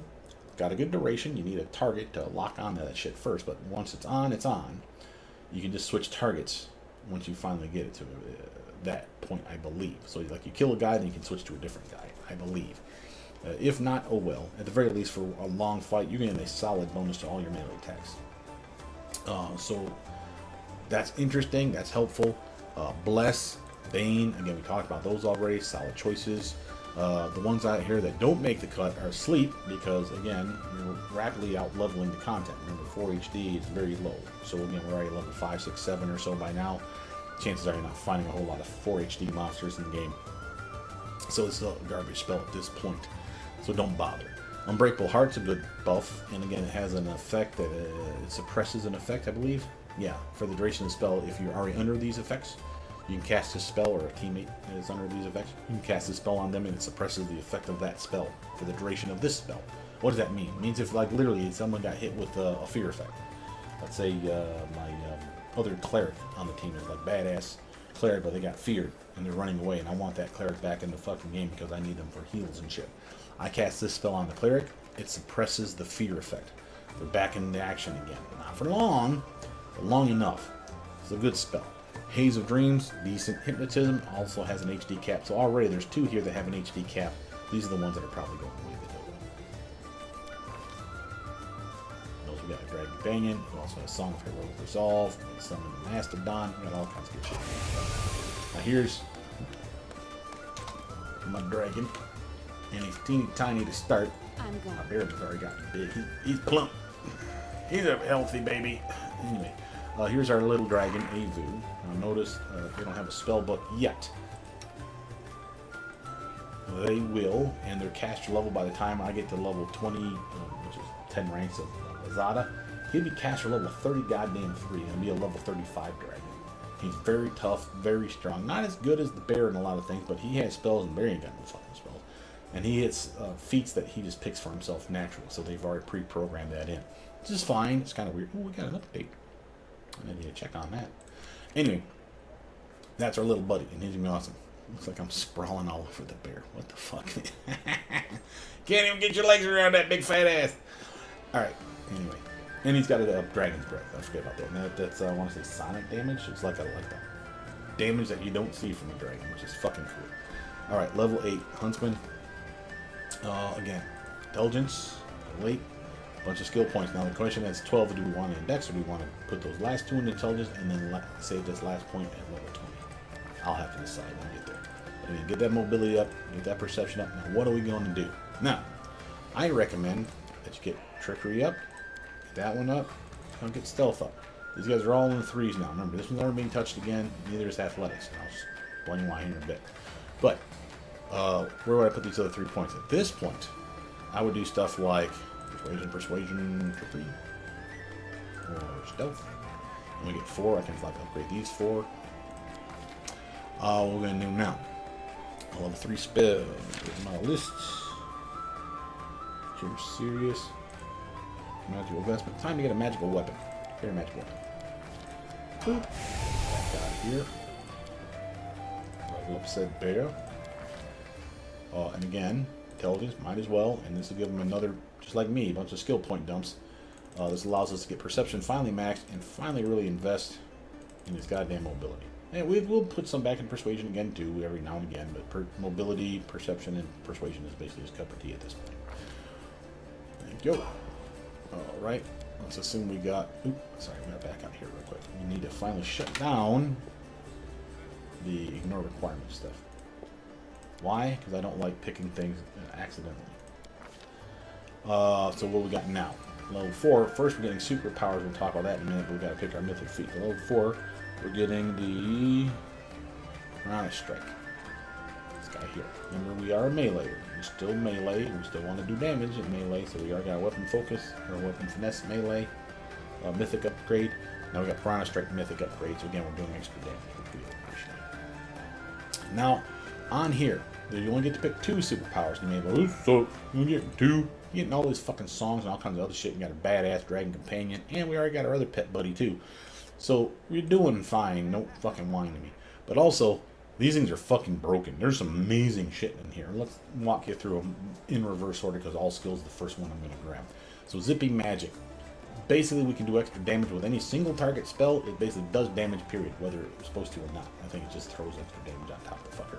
Then, better than that, though, is any spell that's supposed to target an individual creature, whether we're talking a good guy or a bad guy. It'll affect one more. So it jumps from target to target, so to speak. So if the target is an enemy, the spell affects one additional enemy. If the target is an ally, the spell affects one additional ally. What I have yet to try on this was, what if I cast, like, resist energy on my bear, and I'm the only one close by? Will it bounce to me? That'd be fucking amazing use of that, right? Just saying. So that's of value, and we have a lot of single target spells, not just because of the Inquisitor, but also because of the Azata spellbook. So again, there's a lot of synergy there. Supersonic speed is usually a staple for me. You basically, while in combat, you're always hasted. And I don't have haste as a spell, I don't think, which is kind of a bummer. But I'm assuming someone on the team is going to cast that. But it's not the point. I can just have it. Remember, haste doesn't help me if I'm on the back of the bear that much. I'm not zippy. I get the extra attack, so there's that. And I get all these other buffs here, which is fucking sweet. But again, the bear is not getting them. So all melee and ranged weapon attacks against me miss 20% of the time because I'm so fast. That's awesome. Targets specifically aimed at me. That's very key. That means that I am the target, not just it's an AoE fireball spell. No, I'm the fucking target. 10% chance to straight miss. All the damage from area attacks against me is halved, though. Just fucking awesome. And so that's just fucking nice. So again, you can see how supersonic speed is a solid buff. This is Azata, for those of you who don't know. Azata would be the type of mythic path that I would probably go if I was playing just a generic non-caster. Like a fighter, a barbarian, someone that's just like, I want to be a badass. It's because of shit like this. Supersonic speed, incredible might, to name 2, are just fucking amazing. Marvelous endurance, look at this one. We basically regenerate. Period. You're just always healing. Fast healing is a half of mythic rank. From 4th mythic rank on, this number is increased by +5 per mythic rank. That's just gets grotesque. Whenever an enemy confirms a critical hit, my inner endurance is unleashed, and I get 1d6 temporary HP per mythic rank. And if I have 25% or less HP at that point, I get DR10/dash for a brief amount of time that I can specify.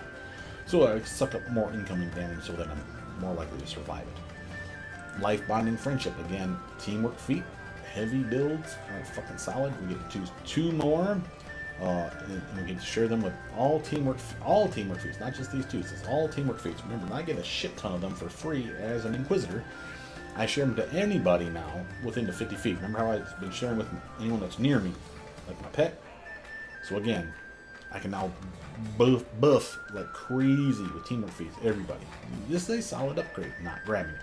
Incredible might. Solid upgrade. Notice it's attack bonus and damage bonus for, I think it's only melee attacks, but it doesn't say.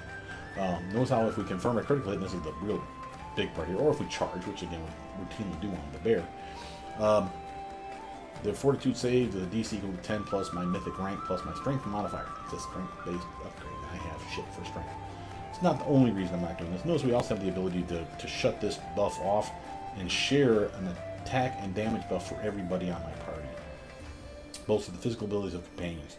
All their attacks and damages get a +1 per 2 Azata mythic rank. So by level 10, they get a +5. That's not bad. Remember, that's everybody. +5 to swing, +5 to damage. Just here you go. And it's just on. So it's a toggle you shut on, turn off, whatever. But that's incredible might. Favorable magic we're going to take, but not to level 6. This one here is why I like this one for the type of caster we are. Because the spellbook we have, especially for the Azata spellbook, remember it's a lot of enchantments, as you've been seeing. And those are routinely save or suck spells. Well, how do we make those better? How about we give them disadvantage to all their saves? That's what this does. Whenever an enemy makes a saving throw against my spells, they roll the die twice and take the worst result. That is disadvantage. That's exactly what that is. But keep reading. Whenever the Azata, that's me, makes a concentration check or a check to overcome spell resistance. If I'm trying to spell pen the motherfucker, I roll twice and I take the best result. So while this isn't a boon to my spell pen or my concentration check per se, it is in that I'm probably not going to roll the same number twice. So I'm definitely taking the better of the two. Could I still fail twice? Sure, there's some serious spell penning motherfuckers up in here. But I'm going to have spells that buff that as well. So again, less likely to be a problem. Keep reading. If the Azata casts a spell whose description says that a successful saving throw has its damage or duration, it only decreases it by 25% instead. Now, if that's true, those spells like Flame Strike and Fireball could be a spell that I could have grabbed, I think, if I want to split a different route. Point is, AoE spells now that have that reflex dodging bullshit, where you get those little ninja bastards like, I'm lowering it by 50%. No, you're not. Because I'm fucking cutting it 25% off the bat right there. So again, a nice screw you to the bad guys that are trying to dodge out of your spells. It's basically what Pharaoh Magic is all about. All skills is the one that we're grabbing. Now what's this one do? Bonus equal to my mythic rank to all skill checks. Literally, they give you plus 10 by the end of it to every skill we have. And again, I've unlocked, remember, everything. Remember that use magic device that only had one lazy ass point in there, and I had a charisma of 10. It was shit, but I had a green check mark next to it, plus 1 point in it gives another plus 3, so that's at plus 4 right now. Lame plus 4. By the end of this build, it'll be 14, and there'll be more on top of that because I'll get like buffs. I have a little song of heroic resolve. Oh, sorry, no, different song. The dragon. You don't see it here, but the dragon is always singing a tune, and that dragon's tune is basically a heroism spell. So everybody on the team that's affected by that is basically under the effect of heroism for free, and it's just always on. Which is another plus 2 to all your swings, plus 2 to your saves. I think it's fear, I think, and a plus 2 to all your skills. So again, another boom, a skill monkey build, right? Now, level 1 spell. What we're going to grab on this one. Again, we have a specific list for these guys. So we got Bane, Bless, Challenge Evil. Again, I'm happy with Command, Haze of Dreams, and Unbreakable Heart. Let's grab that Unbreakable Heart. So that's a buff. Level 2 spell. Now, this is one we haven't talked about yet. So, and I hate that it keeps showing Inquisitor. Devs, if you're seeing this video, please let us switch between spell books. Because it won't let us. Unless I'm missing it here somewhere and I just don't see it. I don't think so. But what's on this spell book? On this list, again, we have to pick 6. Notice 1, 2, 3, 4, 5, 6. You're gonna get them all. So it don't matter. I mean, it matters in that you get what you want now. I know me. I like some hideous laughter, and I like paralyzing animals. I like buffs to my swing. I like making targets shaken guaranteed. That's what Cascade does. Even if they pass the check, shaken for 1 round. Well, how does that fucking help me? Well, for 1 round, they're at a penalty, but 2. The bear, if he capitalizes on that, like if I'm not mounted on the bear and the bear acts after me before this wears off on them, they're shaken. They're not flat-footed. Remember, he's going to get shattered defenses before too long. So again, pretty nice. How is El Pet? Pet's finally got spells. Okay?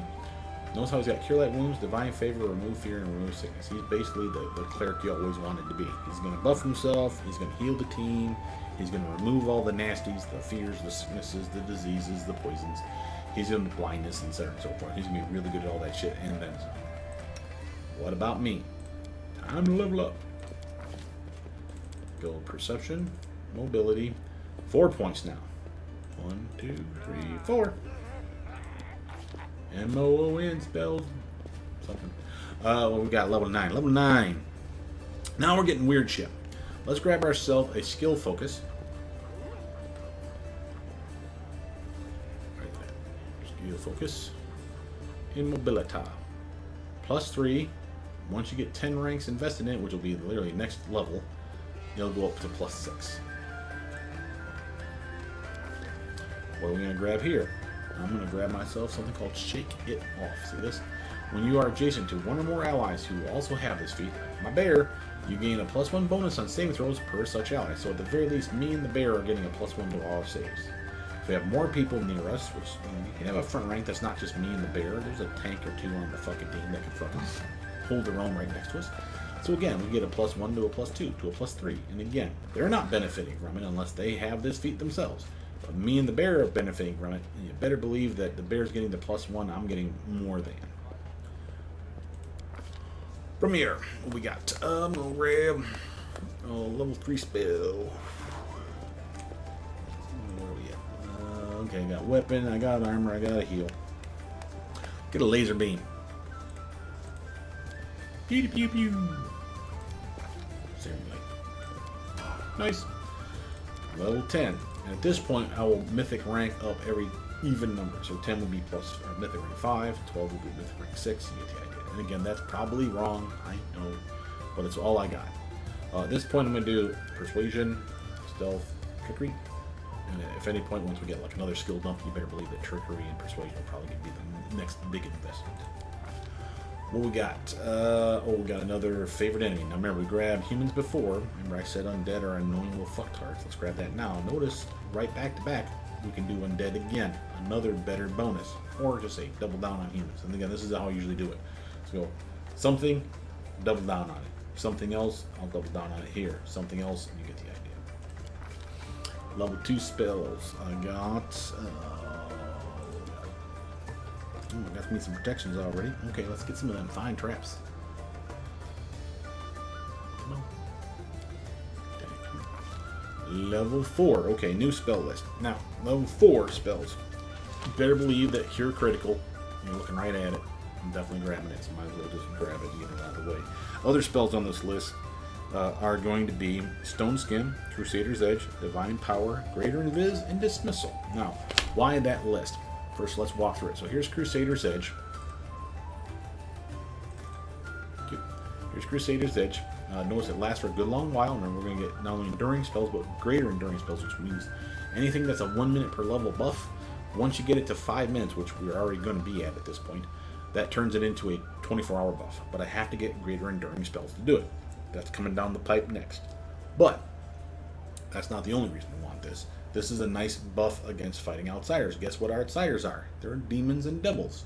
So again, anything that's the evil outsider subtype, we literally screw those guys over. And better than that, if we do a critical hit on those bastards, and again, what kind of weapon are we using? That's right, a rapier, which is one of the best crit weapons in the game. Then we're more likely to crit, and when we do, they are nauseated for a specific number of rounds. So now if they make a save against that, a fortitude save, they can reduce it to sicken to 1 round. That's still a penalty, and we appreciate that. I'm not saying I'm grabbing it now. You may wonder why not Death Ward, brother, because guess who has that spell? Not Azata spellbook, but my dragon buddy. What else is on this list? Hold monster, again, the Azata spellbook. Again, if you see enchantment, check your Azata spellbook first. Restoration, that's coming for the other the dragon. Will have access to not only restoration, but also greater restoration. And I don't even get to pick it, they just have it. Divine Power, on the other hand, is a solid buff to my character. And while normally, where my brain shuts down, because Divine Power, great spell, I keep defaulting back to my Neverwinter Nights 2 days, and Divine Power was a strength buff. This is not a strength buff. It looks like it if you read the spell description. It's not a strength buff. It is a buff to everything that strength would buff. It sounds weird, I know. So let's walk you through it. It's a bonus to your swing, an melee attack bonus. It's a bonus to your melee damage. So all those things so far keying off of strength. Yes, I'm keying off of dex. That doesn't matter. This is still a attack bonus and damage bonus. It still works for me because it's just a bonus. Notice how it buffs strength checks and strength-based skill checks. That means athletics. Athletics, we don't have a lot of points invested in. And we're getting some extra skills thanks to our all skill that we just got from the Azata Mythic Path, my superpower, right? But again, another +1, +2, +6. We'll appreciate that. Doesn't last long, but hey, we'll take it when we can. 10 HP, love that, and we get a full attack. So this is my equivalent of haste, even though it's not haste. So this is why I like this spell. So again, a solid buff. And just to point out that, so as I said, strength-based skill checks and strength checks. To explain that one, sometimes let's use Web or Icy Prison as an example. You'll find spells that after you failed the will save, the reflex save, the fortitude save, whatever the fuck the save was, to break out of it next round and every round thereafter, they give you what's called a strength-based or dex-based or whatever skill check. So, or not skill check, a strength-based check, ability check. The ability check means that I'm physically, there's nothing about being athletically inclined or mobility or anything like that that's going to let me break out of this. Just being physically strong. So a strength-based ability check means the higher my strength, the more likely I am to break out of it. That's what Divine Power is when it's giving you that +1 all the way up to +6 for strength checks. That's what that means.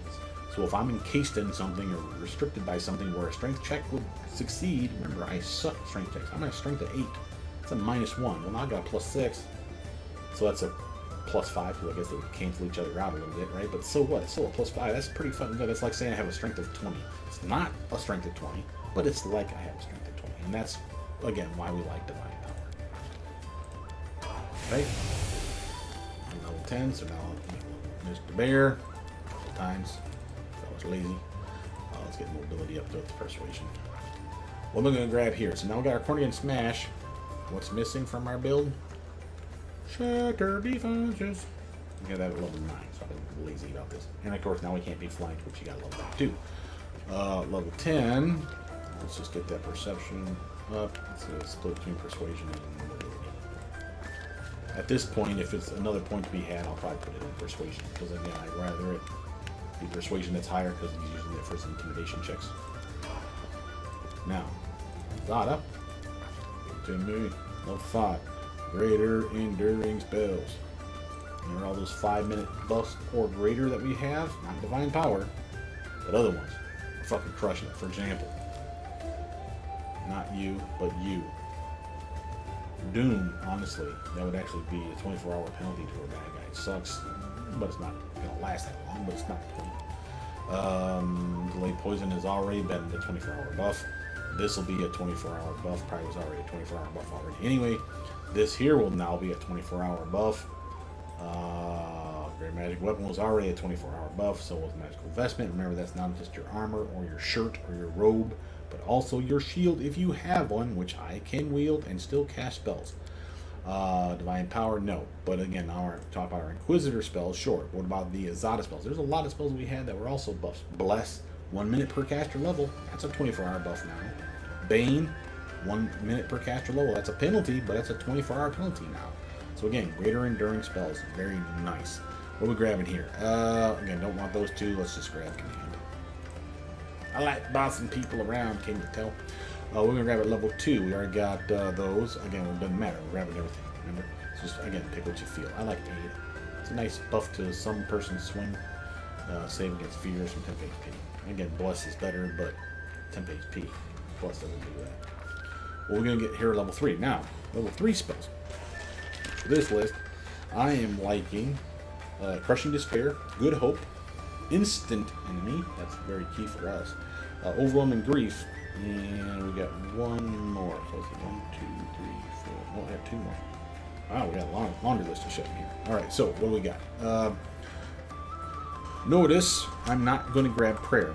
And you may say, what the actual hell? That's a good spell. Not only is it a buff to your team, it's a penalty to the bad guys. Yes, there's a saving throw. There's no saving throw to it, so there's another reason I like this. Again, the dragon has it. So I don't need it. But what else might I like? Well, how about I get myself something like Overwhelming Grief, something that sets up flat-footed. This is the definition of flat-footed. They lose their dex bonus, if any. And on top of that, a -2 to their armor class. So again, a definite fuck you spell. Instant enemy, already said it. Again, why does this work? Treats whoever I have a favorite enemy bonus to.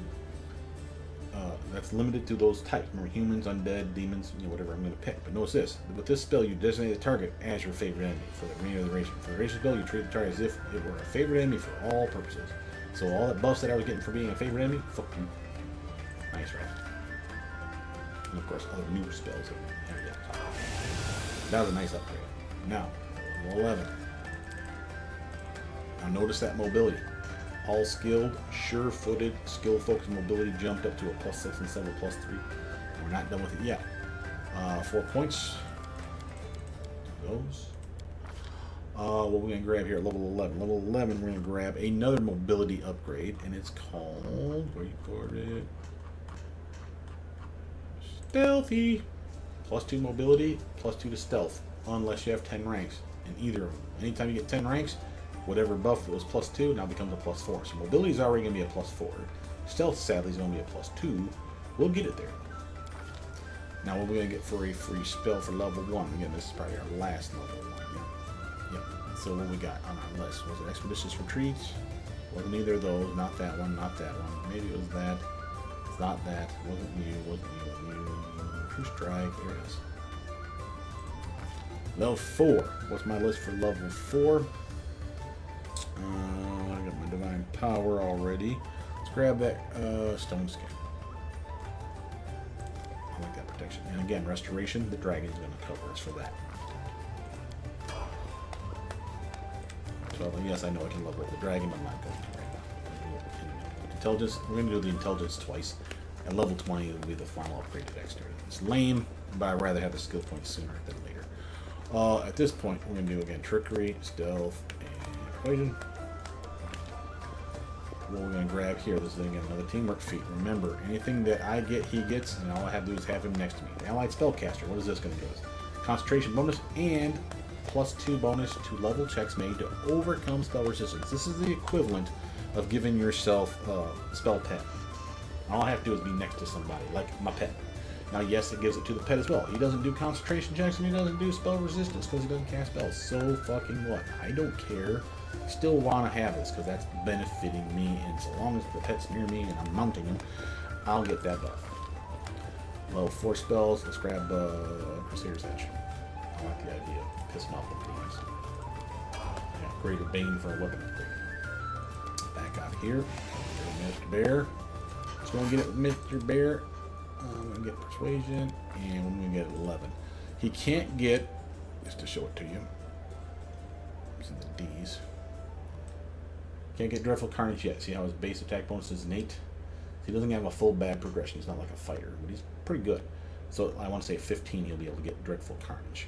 So we just keep an eye out for it. When it's not here yet, so we're not going to grab it. So what do we want to grab? Well, how about we set up something that would allow him to basically scare the shit out of bad guys better. Intimidating prowess.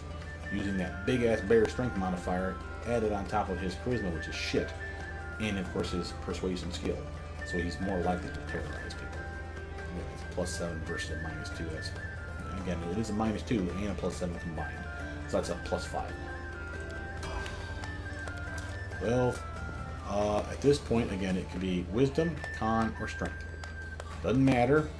I suppose we do Strength earlier, but if you really wanted extra HP, let's get his Perception and Persuasion up, and again, if there's another point, we'll always go one more. Rank, Azata, level 6. We're going to grab it level 6. I'm going to get the first Sorcerer's Reflex. Just in time for that spell we just picked up not too long ago, remember? True Strike.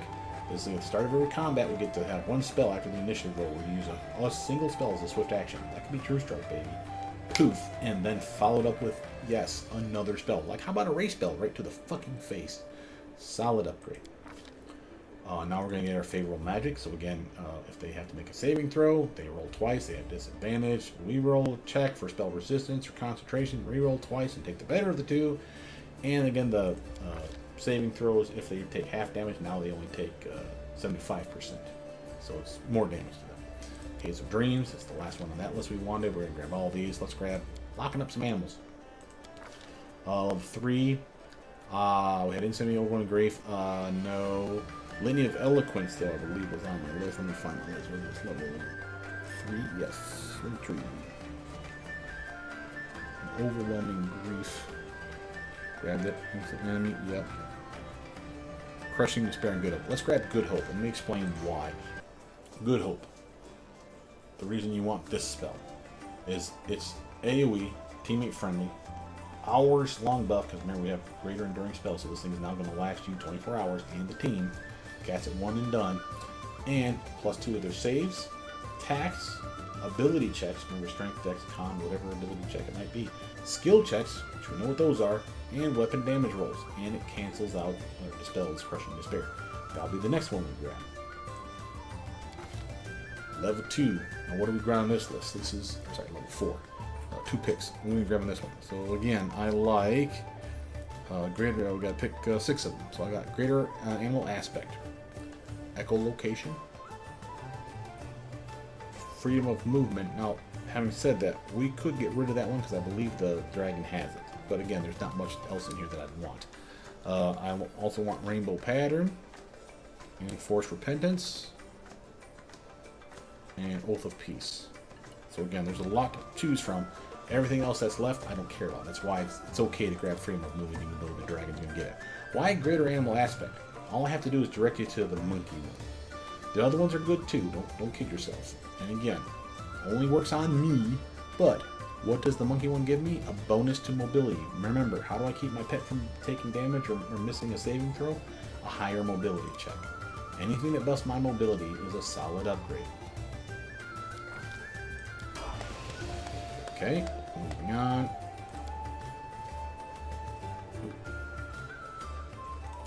We are going 13. 4 points. We're going to grab 13. 13 is going to give us Spirited Charge. Allow us to do extra damage on our charge. Double damage with our melee weapon. So again, we're going to be routinely doing this, running into battle with our barrier, bouncing on his big ass, and as we get over to the bad guy, poking him with my fucking rapier, and again doing double damage with the weapon. And I'm assuming all that means is the weapon itself is 1d6, it's not 2d6. I think that's all that means. It's not, if you did 50 damage, it's 100 damage. That's not what we're talking about, I don't think. Because if so, that'd be fucking amazing. Level 3 spell. I'm gonna grab him here. I already have Sear, Serious, Airman Weapon Investment, Searing Light. Protection from energy is definitely on the list. I might as well grab it.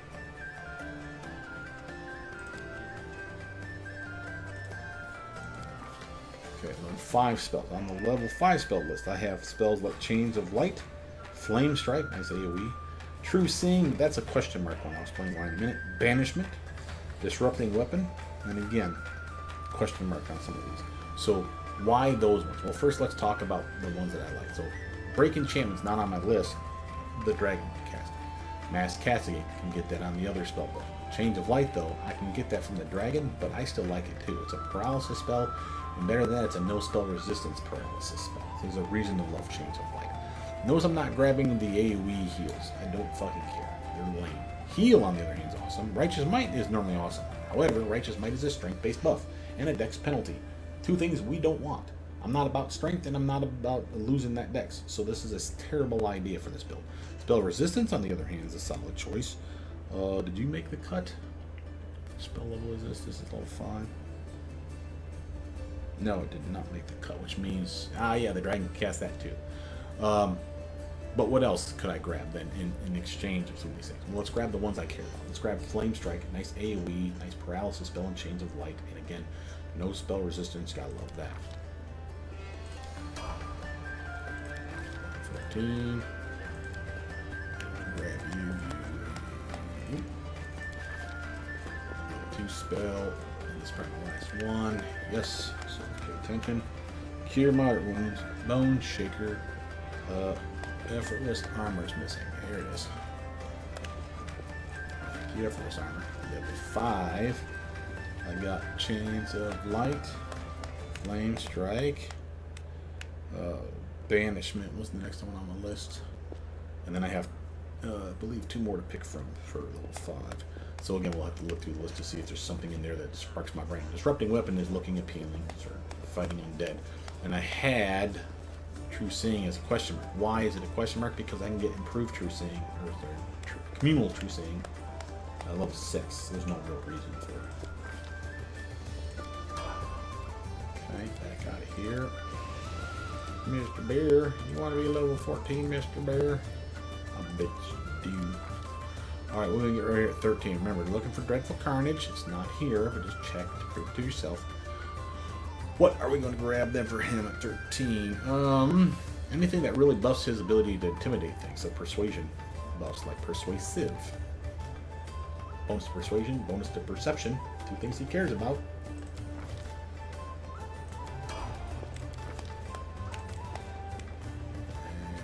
And again, notice how it's a +4 and +4. Pretty. Okay, now my mythic rank on level 7. And level 7, I'm grabbing Abundant Casting. Now that's going to skyrocket the number of spells I have a day for my Inquisitor spell book. Extra 4, 4, and 4. That's 12 more castings a day. Oh, here we're grabbing Cactufox Call. Level 1 spell. Let's get that Crushing Despair. Or level 3 spell. Crushing Despair. Level 4 spell. I don't want Confusion, I know that. I don't want Shield of Dawn. Let's get Rainbow Pattern. Level 5. Here we got Change of Light, Banishment. Oh, but these are the Azata, sorry. What do I want on the level 5? I was looking at things like Mass Cascade. This one here. Constricting Coils. Paralysis spell that does damage. Dominate Person. Literally turn them to the dark side. Mind Fog. Most of my spells are mind affecting spells, so having a massive will penalty or wisdom penalty is an upgrade. You just gotta be careful with it. So let's grab that one, and let's grab let's get Mass Cascade first. And I like Mass Cascade again because it's like Cascade Mass, obviously, but it's the one that even if they make the check, they're shaken. So imagine all the bad guys passing their check, they're still shaken. My bear charges on in and does his Shatter Defenses thing where he's just swiping and smacking them around. Alright, back to our Sacred Huntsman. 15. That goodness, 4 points. No. Alright, what we got now? 15. Go for a traditional. Blind Fight. It's weird. I'll grant you. And again, if you wanted to do something like grab that bear feat that we were talking about, the shield focus, the one that allows us to do mounted shield or shielded mount or whatever the fuck it was called, where I literally use my shield bonus to help out my bear. That's a thing. You can totally do that, but I still maintain that blind fight as a staple.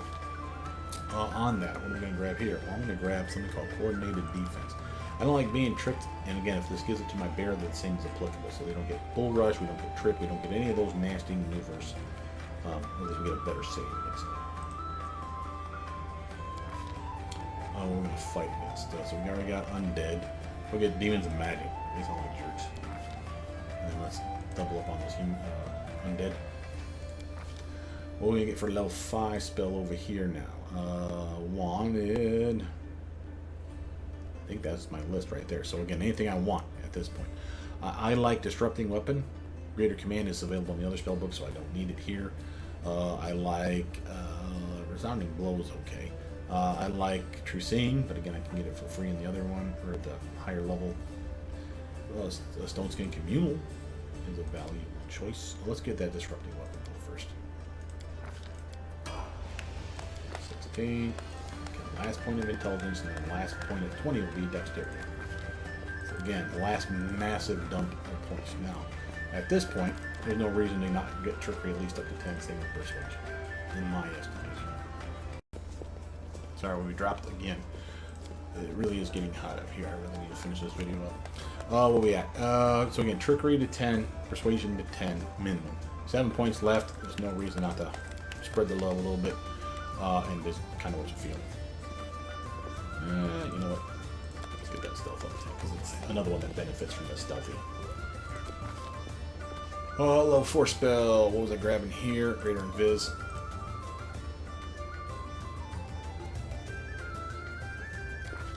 Level 6 spells. Alright, now my level 6 spell list is Heal, Harm, Umbral Stripe, Communal, True Seeing, Undeath to Death, or Inspiring Recovery. We only get to pick a small list of those. 6 of them? 5 of them. 5 of them. So again, that was like 6 of them. 1, 2, 3, 4, 5, 6. Yeah, so something has to go the way of the dodo. But grab the ones that make the most sense. So Heal, Harm. And notice that this is, again, the equivalent of your inflict moderate wound, inflict critical wounds, etc. and so forth. But the big boy version, 150 points of fucking damage. This is why this one makes the cut where the others didn't. And again, same with this one. The massive heal, curing all kinds of effects, and can be used against undead and just fucking them over. Notice again, both of them, no spell resistance. Another reason why we love these types of spells. Back out of here. Bear up to 16. What's he going to get? Say it with me, class. Dreadful Carnage. And he's a monster. 16 now. Alright, so I did con last time, so now it's wisdom or strength. Let's go strength, and the last one we'll do for wisdom. And with that there, and we'll go to one of each of you fellers. Nice. Now my mythic rank for Azata.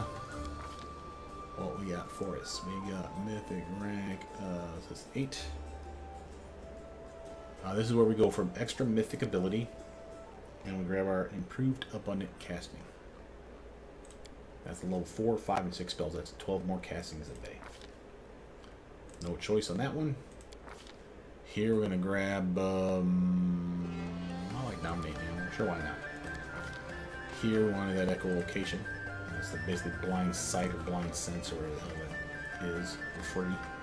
And again, will be the blind sight. And that'll be 24-hour buff. Level 5. I like that constricting cord. I like doing damage with my paralysis spell. Level 6 stuff. Again, on this list, we only get to pick 4, but the 4 that I would pick would be Cloak of Dreams, Euphoric Tranquility, which the dragon has access to. They don't get it to like level 7 or 8. Greater Heroism, amazing spell. Overwhelming Presence. Let's grab Overwhelming Presence and Greater Heroism right now. Solid upgrades for your character.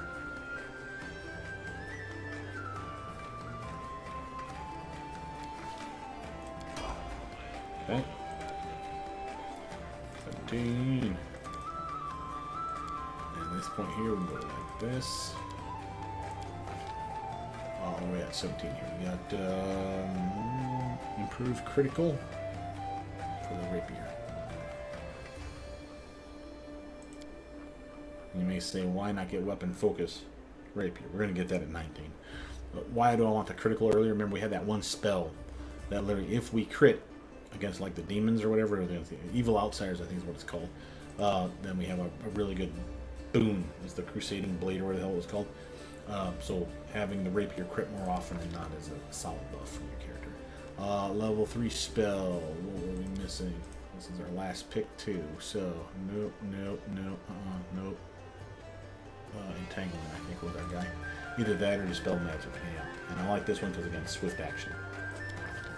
Level 6 spell, Harm and Heal.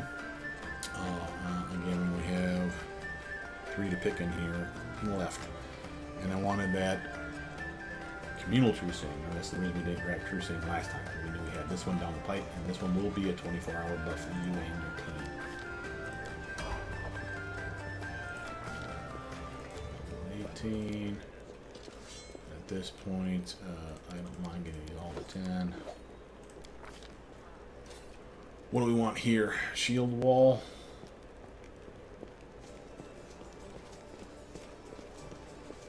Shield the Caster. Let's do Shield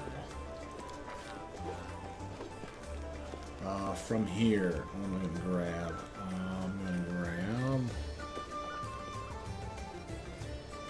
Humble Strike. Another race spell. Oops. Back out of here real quick. We need to level up the pit to 18. And we're going to grab here. We already got our Dreadful Carnage, so really at this point it's whatever the hell you want. Bull Rush, Cleave, hey man, that's fine. Blind Fight. Notice how I can give him Light Barding. And then of course we can get Medium Barding on the next pick if we so choose. But this is something, remember, I can buff this. I have that Magical Investment. That's investment. So that'd be a way for me to give him like upwards of like +5, +7, I think +5. That's a solid upgrade for him. We'll do that one, this one, and you again. Done. Now, mythic rank. 9. What do we got here? I have mythic ability called Mythical Beast. He becomes a monster. And then I'm going to grab probably Litany of Eloquence. Over here, we're going to grab Wolf of Peace. Here, I'll grab Greater Command. And I'll happily take Cloak of Dreams. Level 7 spells, you're only going to get 3 of these 4, and I hate Insanity. It's the other ones that I like. So, Mass, Hold Person, and Power Word Blind. Wave of XD, I don't honestly care about it, but I had to pick something. So that would be the last one I pick on it. On there, last 2 ranks. 4 more, and I'll happily put that in and say who's low. 25, 29. Oof, go stealth. 26, 26, 25, 22. You could use a little juice. You are ruling the kingdom after all. So that was that 25. So try to level them all off as best I can. Boom, paint, no, level 19. That was going to be weapon focus. Right here.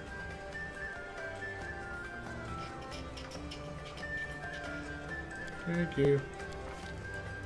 For here, level 5 spell.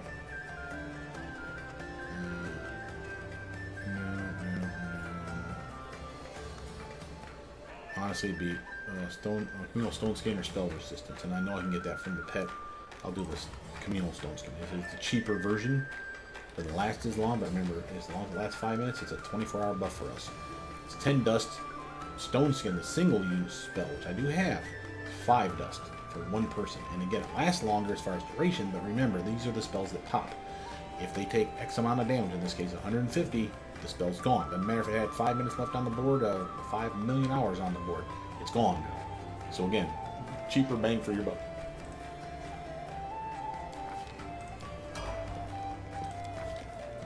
Last point, going into decks. That mobility looking pretty. Now, 26, 26, 25, sure. 26, okay, I got 3 points left. What do I care the most about? Again, your choice. You want to be really good at religion? Maybe Arcana is your thing.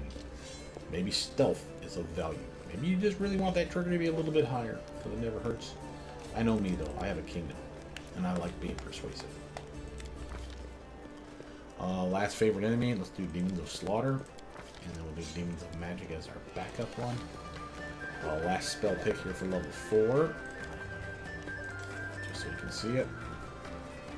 This was the one where he probably said freedom of movement, just because it was one that, even though the dragon cast it on us, it's still worth having.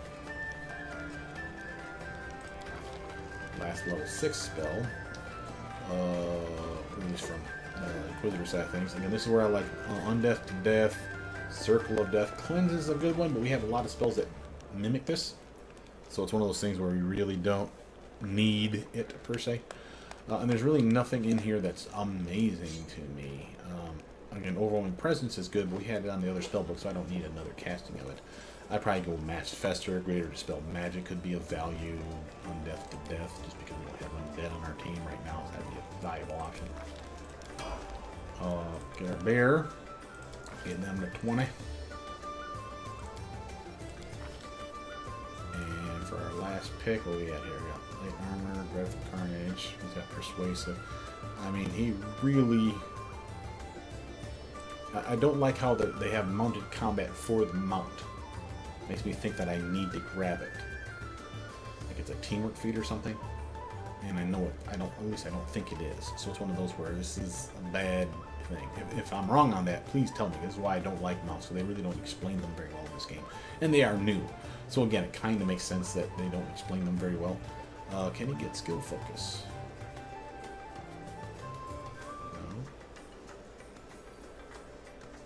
Can. Let's give him skill focus, and let me get him skill focus and that persuasion again. So that he can terrorize people with his barely whatever. Get that going. A little more mobility, a little more persuasion, and he's doing very well. Okay. Last level of Azata. And this is going to be the one where we grab the Inspirational Leader.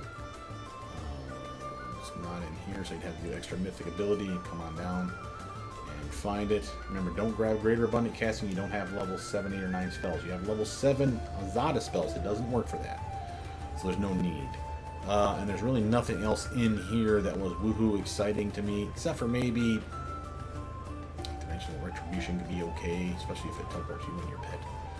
Best joke, you do have hideous, hideous laughter. Ascendant element, you can make an element that's more likely to hit. Excuse me, goodness.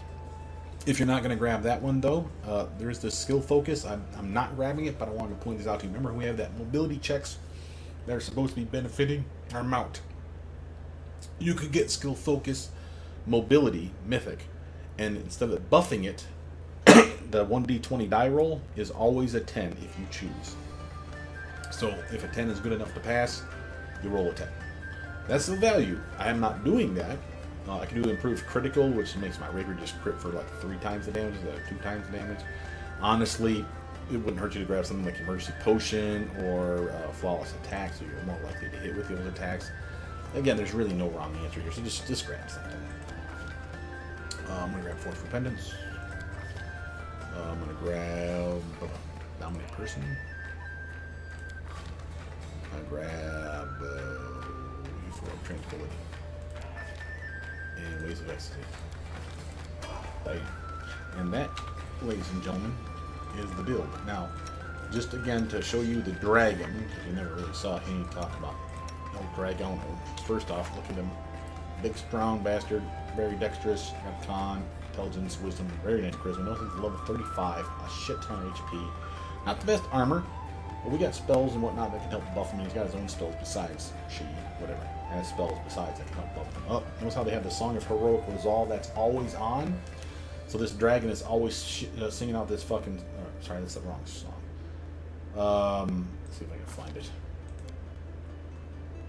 Hero card, there it is.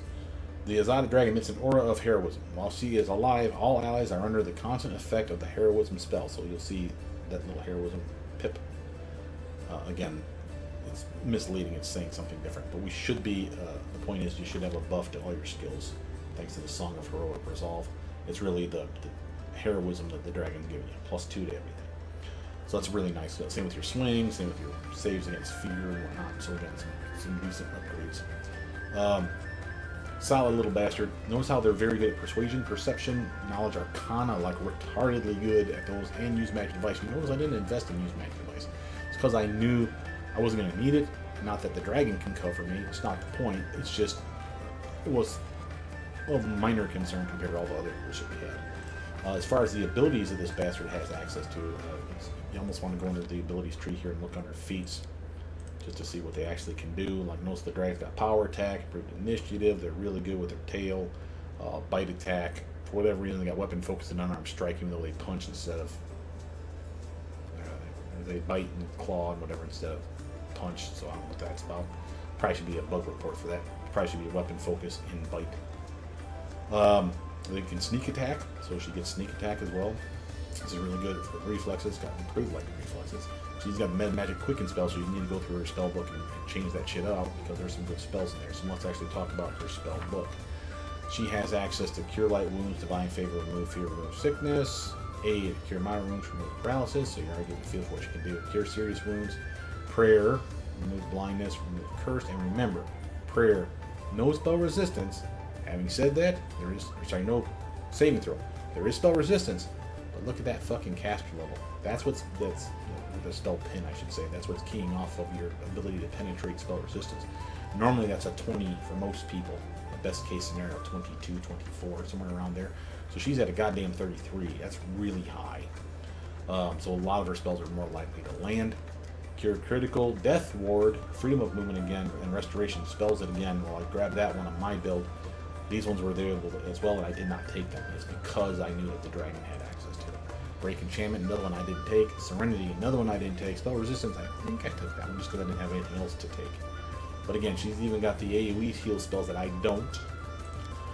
Chains of Light, again, I took it too. Same with heal, I took it too. They're good spells. Why would I leave it to just the dragon? That's why. AoE, decent. Greater Dispel Magic, again, I didn't take it. Could have. Why? The dragon's got a better version because their caster level is going to be higher. I think caster level is important on that. Level 7, they got Resurrection, something I didn't even have access to. They got Greater Restoration, again, something I don't think I had access to. Waves of Ecstasy, I had that, I think. Maybe I didn't. With the Mass Cure Serious Wounds, and then level 8, again, Mass Cure Critical. Rift of Ruin, amazing spell. No spell resistance on that one, no less. Euphoric Tranquility, for whatever reason, the dragon gets it at 8, I got it at 6 or 5. So it's the same spell, it's just a higher DC check for the dragon just because it's higher casting. Notice how they also have Holy Aura, another one that's a solid buff, and that's an AoE buff for her and the team. So again, centered on the caster being the dragon. The bear, doesn't have spells per se, is a monster because of Mythical Beast, +6, +6, and +6 is just fucking mean. Real strong. Again, this is the why it finished with an odd number. I could care less. Something had to be odd, might as well be that. Strength brought it from a 2 to a 4, so he's slightly smarter than your child. No offense. His dexterity is lame because, again, he's a bear. But, again, a 24 is not bad. It's better than mine. And he's got a 24 con. And, again, can wear gear. He has all those cool teamwork feats just because he's part of me. So when I get on top of that guy, he's going to get benefit to most of that stuff. Which means lots of his saves are going to be better. He's going to have better armor class thanks to flanking. Back to back. He'll have a better attack thanks to Outflank. He's going to have a lot of really good buffs going on for him. And again, he's going to hit really hard. He's got a nice swing thanks to weapon focus and claw. Power attacks -4, but that's a +8 to his damage. So he's hitting hard. And again, we'll give him more gear and buffs besides to make him better. He's really perceptive. His mobility's not half bad. His athletics is kind of shit, but it's really his strength that's carrying that one. His persuasion's real good. And remember, we get to add that beautiful 12 on top of that 27. So it's a 39 for his intimidation check because of intimidating prowess. For me, I mean, just can't say enough good things about my character. So, atypical build. You would usually expect Dex or Wisdom for this type of build to be something that's in the 20s. It's not. And again, or I should say Strength or Wisdom, your choice. And something would be 16. Again, Wisdom being 16 didn't bother me because that's all I needed to cast all my spells, level 1 through 6. So I'm fine with that. I'm not a DC checking guy. I have all kinds of ways to buff that. So let's actually talk about that. For my spell book, the things you're not seeing, and we got all the cool stuff here with the Inquisitor, but the Azata, the ones we didn't talk about, there's some decent spells and uses in here that we didn't really talk about. So most like this one here, Ode to Miraculous Magic. The spell grants the party members, so everybody supposedly, a +4 morale bonus to checks to overcome spell resistance. That's basically spell pen and greater spell pen I'm giving you. For not perma, but again, 24-hour buff. That's a 10-minute per level. That's a solid fuck you.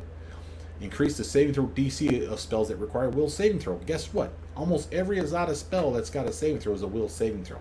Now it's up by +2 to the DC check. That's just one of your many spells that's going to buff you. Other spells that'll not buff, but like debuff the bad guys. So there's ones that are going to, like Crushing Despair, that will literally lower their saving throws by 2. Period. Just fuck that guy. So again, we can soften them up in a variety of ways. We'll lower their saves or buff our DC checks.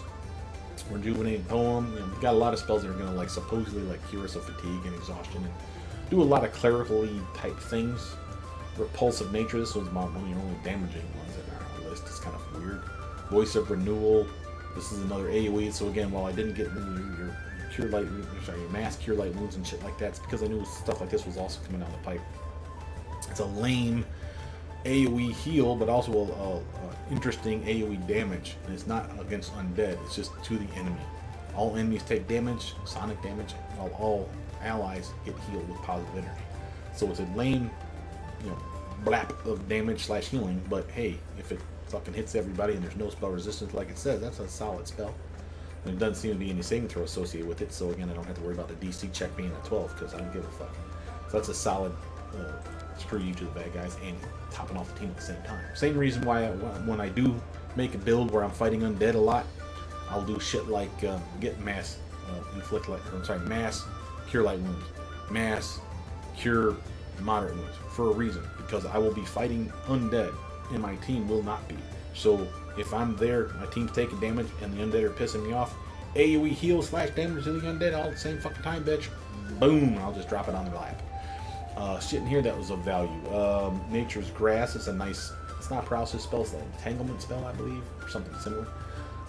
They take damage if they fail their check too many times in a row, which is nice. There's no spell resistance, which is nice. Their attacks are penalized while they're under this effect by 50% miss chance, which means basically that's giving me and my whole fucking team and all our pets besides displacement, 50% miss chance. Notice that each round they have to do a reflex saving throw to break free, so anything that would fuck up a reflex saving throw, you want to capitalize on that, lower their saves, lower their dex, anything of that nature. Really nice spell. Optimistic Smile, just a general weird cure-all spell, doesn't heal per se, but again removes negative emotion effects basically, and provides immunity. Doesn't say for how long, just says the end of combat, so I don't know what the fuck that means. Overwhelming Grief, again an amazing debuff spell. Not only does it take away their dex bonus, that literally means they are flat-footed, and they get an even lower armor class besides. So even if they had no dex bonus, they're still flat-footed, and they have a -2 to their armor class still. So it really screws them over, and they can't do nothing until they make that check. Now they're getting checked every round, That's going to be a problem. But again, that's why we literally send in the bear, send in the dragon, fuck them up. And by the way, you can mount the dragon. It's not worth it because, again, you can't pick feats to help the dragon, and the dragon can help you in that regard. But the bear's better, in my opinion. Rainbow Dome. As much as I hemmed and hawed over resist energy and protection from energy spells, amazing spells, and you do want them. Here's immunity to any of the 5 elements. So that's fire, acid, cold, electric, and sonic. Was remembered, thank you, devs. All 5 of them. If you cast it 5 times, you can make 5 separate fucking domes. And as long as you stay in the AoE effect of that dome, anyone on your team is straight up fucking immune. So, immune to that damage type, which is pretty damn powerful. Doesn't last long. It's not one we can make perma, or 24-hour buff, but this is still a solid spell. Level 4, Chaotic Healing. Another one just like that one we talked about a moment ago that could damage the bad guys and heal us. This is a slightly better version, but it only heals us. However, it does have a random effect where it will literally give us Rejuvenating Poem, Optimistic Smile, or Believe in Yourself, which is a spell that doesn't even exist as far as I know. So whatever that means, but just randomly. Deadly Beauty, on the other hand, is another reason why I hem and haw over Stone Skin and Communal Stone Skin. It's because of this spell. It lasts just as long. It doesn't pop, so y'all love that. So there's no absorb this amount and you're screwed. No, DR5/adamantine, so it's the same amount of weapon that could get through it. DR5, not DR10, but better than that. Anytime you melee me, also you take B damage, which means piercing damage. 1d6 plus my caster level. My caster level is 20. So that's 1d6 plus 20 anytime you swing at me. Just for daring to get between me and my bees, you bastard. And that's a fucking cool spell. And it looks cool. Other one in here. Oh, Waterfall. Weird spell. Damage this spell, we'll have to check this. I'll do it another time because my computer's clearly overheating. But does decent bludgeoning damage if it's working like it should, and it should soften up the target after they knock them down and makes them weak to cold effects. Can't really capitalize on that because we don't have a lot of cold spells, but another teammate might. And again, something of value, right? So again, a solid spell. And then more about the damage and the knockdown we care about than the softening up against cold effects. Up in here, spells like Friendly Hug. Again, another one that can make you immune to things. Another reason why Death Ward is important, but not that important, is because Death Ward does more than this. But this one's still pretty good. Immunity to Energy Drain and Mind Affecting effects. That's a lot of shit. And that's anyone that you want to cast that on. And again, we got that for 24 hours a day. Second Breath is broken. It's supposed to restore our spells. Our abilities, our teammates' abilities. It does not work, at least not for my pets, so I'm assuming it doesn't work at all.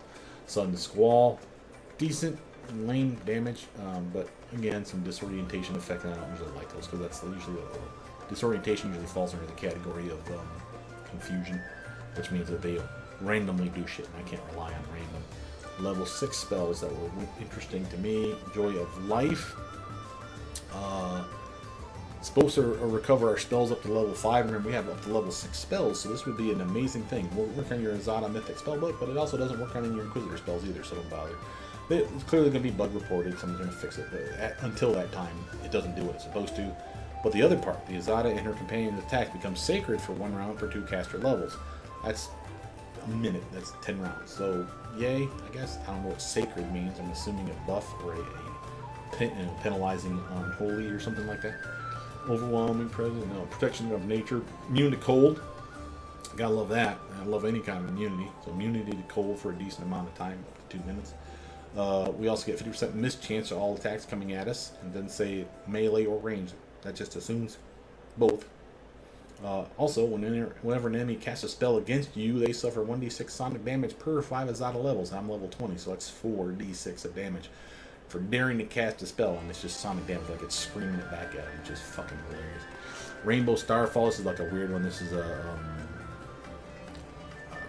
what's it called? Lightning Storm. Call Lightning Storm. However, it does random damage, like acid, cold, electric, fire, or sonic, and it's supposed to predict, or know, I guess, somehow, what type of damage it is. You know, so like, oh, they'd be more susceptible to acid, so it hits them with acid instead of electric, for example. Songs of Steel, this is another one of those DC bonus ones, so again, sonic damage added to like your first weapon swing in a combat round. Doesn't last very long, so it's a 2-minute buff. But a +2 bonus to cash level checks made to overcome spell resistance. That's more spell 10, yes please. +2 on concentration checks, again, sweet, and rise the DC of the saving throws against all our spells and abilities by 2. Now, that's abilities. That means, like, if I had an ability that there's a check against you, it's +2 better for me. Winds of the Fall, again, another AoE damaging spell, I want to say. But it has a weird effect where it can, like, help your team, isn't it? I don't know, different spell. 7. Heroes Never Surrender, again, another one that's broken. It's supposed to restore our spells and negative levels and blah, blah, blah. Doesn't do it. Rainbow Arrows does work, however, and it will bounce several arrows of just random electrical or randomly chosen acid, cold, electric, fire, or sonic damage. And doing, 10d12 of damage multiple times, like bouncing through multiple guys. Revolt is a weird spell in that it can be used not only to damage a guy, but if they fail a check, they try not to hurt their team, then they literally damage themselves or take some more damage. It's a very weird spell. Unbreakable Bond, excuse me. All companions become immune to mind effect, charm, fear, compulsion, motion, shake, and confusion effects. And again, 1 minute per level, that means I can turn it into a 24-hour buff. Keep reading. +3 luck bonus on all your saves. DR5/dash while they're within 10 feet of me. That's amazing. Now, even if I don't get that buff, my teammates do. But remember that DR5/dash, technically that means all physical damage, that's bludgeoning, piercing, slashing, is always lowered by at least 5. Because there's nothing that should get through that. That's what the dash is about. That's actually a lie. Again, if you've seen my videos on penetrating strikes and greater penetrating strikes, that's what would penetrate this. This is just one example, I'm sure. But that would get through the DR5. Because it says specifically in the tooltip, penetrates all damage reduction, lowers it by 5 effectively. Doesn't matter what the fuck it is. That's what this would penetrate. But the chances that the bad guys all have that, again, this is solid. And again, a 24-hour buff, yes please. Water Torrent, another weird spell. Solid damage. And then another one that like our waterfall ability where it softens them up. This one softens them up oddly against bludgeoning attacks, if I'm not mistaken. Yeah, vulnerable to bludgeoning damage for 1 to 6 rounds, which means you follow it with another spell just like it, or walk in with like a mace and just beat the shit out. But, and by the way, for those who don't know what vulnerable means, I haven't really talked about it. Vulnerable literally means they take 50% more. So if it did 10 damage, it's actually 15 because they're vulnerable to it. All allies affected by this wave, so again, you can hurt your teammates with this, but they're also cleansed from all the following conditions: ability damage, blind, and confused. So again, it's a purge ability. Kind of weird. So again, lots of stuff to work with. And again, there is Frightful Presence for the dragon. Is the dragon's breath weapon. It's a solid amount of damage. It's supposed not to be able to hurt anyone on the team, but that's a bullshit lie. I wanted to say there was a teleport ability, but maybe I'm thinking somebody else. Or maybe I just have to rest it. Let's do that real quick. Just before my computer melts down. So notice, again, we have our Divine Fortune and our Bit of Luck. We still have those. We got our summons now that will help us out a little bit. Your Mount Companion or Dismount. And again, it's a clickable. You click it, and then you click your pet. Either of your pets to get on the one you want. Notice how the dragon's always singing. Remember I told you that was the heroism song. We have our Instrument of Freedom, and again, that's one of those where we can like blast a teammate to buff them, or we can blast an enemy and damage them, so that's a solid effect 12 times a day. Notice how we got Song of Courageous Defender. Choose a companion. Where literally, it's like saying, attack that guy, leave me alone. As weird as that spell sound or that effect sounds like, you put that on the fucking tank. Let the fucking tank handle that shit, or whoever that tank may be. Other shit. Oh, here we go. Song of Heroic Resolve, Broken Chains, Greater Bane Weapon. That came from me being Inquisitor. And that was a nice buff, because that's like a +2 bonus to any bad guy. It's the number of rounds that it's on. So again, I got a solid Bane weapon at any time. And 4d6 of extra force damage, and again, the rounds don't have to be consecutive. You can shut it off when you don't want it. Song of Defiance, Song of Courageous Defender, and that's the one that really where you choose a companion and they attack that companion kind of shit. Solid character. I think you guys will enjoy it. For that person that was specifically asking for mounted combat shit, I was hoping this is what you was looking for. I did try, just to finish up on one thing, I did try the Cavalier. There was a specific Cavalier that, again, would have been a halfling, I want to say, or maybe it was a gnome. Can't remember. I want to say it was a halfling, and they ride like wolves or something.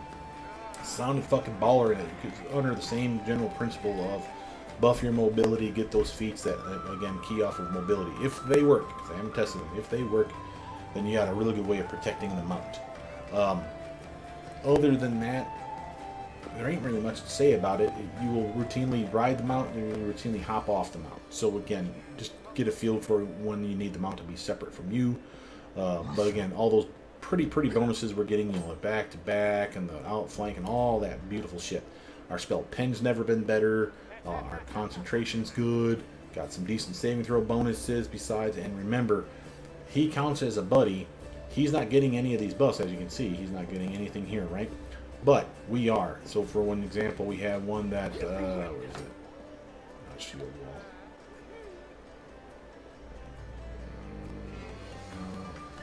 Shake it off. Here's an example. The more allies around you, the more your bonus to your saves. So we have 2 allies around me, this guy and that guy. Because of that, I should literally be getting +2 to my saving throws.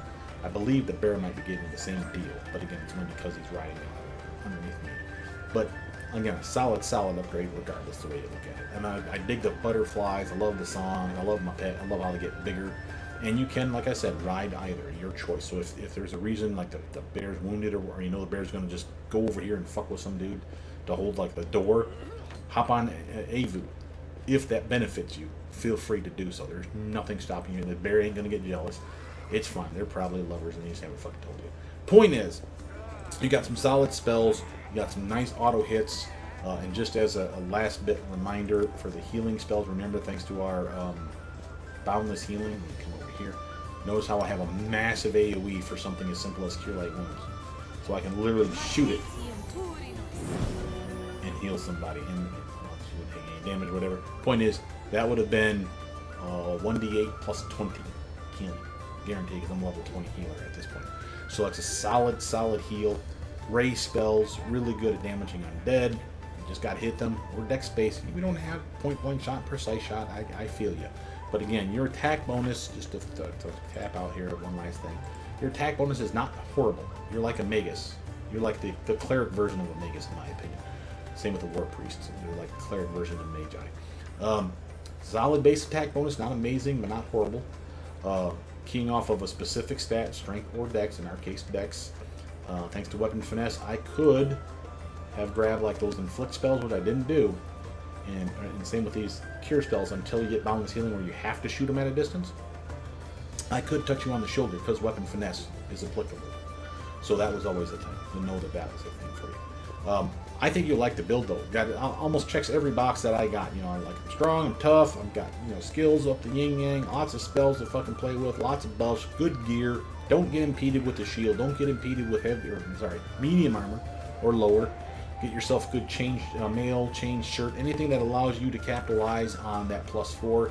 And of course, you're gonna be wearing gear that makes that even higher. So that means you're probably not wearing breastplates and chainmail at the end of the game. You're probably going to downgrade to either chain shirts that are mithril or some solid leathers. And as weird as that may sound, you will not feel it. And why won't you feel it? I'll just gift you one to show you what I'm talking about. So let's go to equipment, and I'm going to say studded. Search. Oh, let's give me some studded leather. There we go. And we're going to go to inventory, studded leather, which I can wear and cast spells. And again, if you doubt that, go press B for your spell book. Notice your spell failure chance. Azata, spell failure chance. It's not a problem. But that's not the reason I wanted you to have that. I wanted you to have it so you could cast a spell on yourself. And it's a level 3 spell, and it's called Magical Vestment Armor. Okay. Your armor. Notice how we have +3 from studded leather. If it was studded leather +5, this would say +8. Notice armor enhancement +5 is a separate category, so it would stack with studded leather +5. So that could be 8, that could be 5. That's 13 armor right there, technically. So nothing more than wearing studded leather. Studded leather is good. Allows you to use a lot of your dexterity, right? Here, you see it. Max dexterity 5 +4. And again, the more magical it is, usually it gets better. So +5 max dexterity could go up to 6, but you'll exceed it, is my point. So get leather, get padded armor if there's padded armor in the game. I know there is. And again, buff it in the same way. And remember, we're not done yet, because I can do something like wield a shield of some kind, like just a generic buckler. And again, it's something that she can do and still cast spells, and it doesn't impede her in any way, shape, or form, and still ride her dragon. This is why I was tempting to get that mounted shield feat. I would need shield focus to get it, but you could have convinced me that it's worth grabbing. And again, the reason that that's important is not just because it gives you a +1, it's because this spell can be used on shields, and they finally fixed this. It didn't work on Kingmaker, and they never fixed it. See how you have magical investment shield +5? So again, you got that. You got the armor +3 studded leather, the armor enhancement +5, magical investment for the armor. Weirdly though, the magical investment shield, it's not giving me my shield bonus amount, so I'm not getting my buckler bonus. But again, 5 versus 1, I'll happily take the 5. So again, still a solid upgrade, and again, we're pushing ourselves ever higher, and I've yet to even cast things like Shield of Faith on myself, or the dragon that has Holy Aura that they can cast on us, and other spells and besides like Stone Skin and stuff. So you will be tanky, you will be tough, you will have buffs, and again, you're not even seeing the fact that you're getting the back-to-back bonus with your buddy, because that only kicks in once you've been attacked. Same with Outflank, you're not seeing your bonus to your swing, because you'd see another +4 guaranteed. As long as you're mounted on your buddy here, you're getting Outflank. That's not a +2, it's a +4 to your flank now. So this would be even higher. Again, with gear that makes your dex higher, your con higher, and your wisdom higher, those are the 3 stats you really give a shit about. Everything else is nice too, but those are the 3 you really care about. You'll be hitting hard, you'll be hitting more often, you'll be hitting hard, you'll have nice reflexes, which is your weak spot, as weird as it is to say. You'll have nice will saves, because you're going to push that wisdom up, aren't you? So that's going to be even better than ever. You're going to have plenty of saving throw buffs and immunities besides. This is a solid team. Now this video is definitely long enough to the point where my computer shut down the recording like 4 separate fucking times. Apologize. I'll merge them all together and trim them as best I can. Hopefully I haven't missed out on any of the content. For those of you that stayed, I do appreciate you staying for the full video. You don't have to. And if anyone reminds me, because I'm routinely bad at this, hey, why don't you type this below the damn thing so I don't have to sit here for 2 fucking hours and listen to you, brother mutant? Okay, I'll do that. But you have to remind me, because I forget. It's another way to get me to get you guys to interact with my channel, to post down below. Like, subscribe, all that jazz, you know the fucking drill. But with that, my name is Brother Mutant. Please like, subscribe, comment down below. Tell me what you guys think. I'll see you guys soon. Bye now.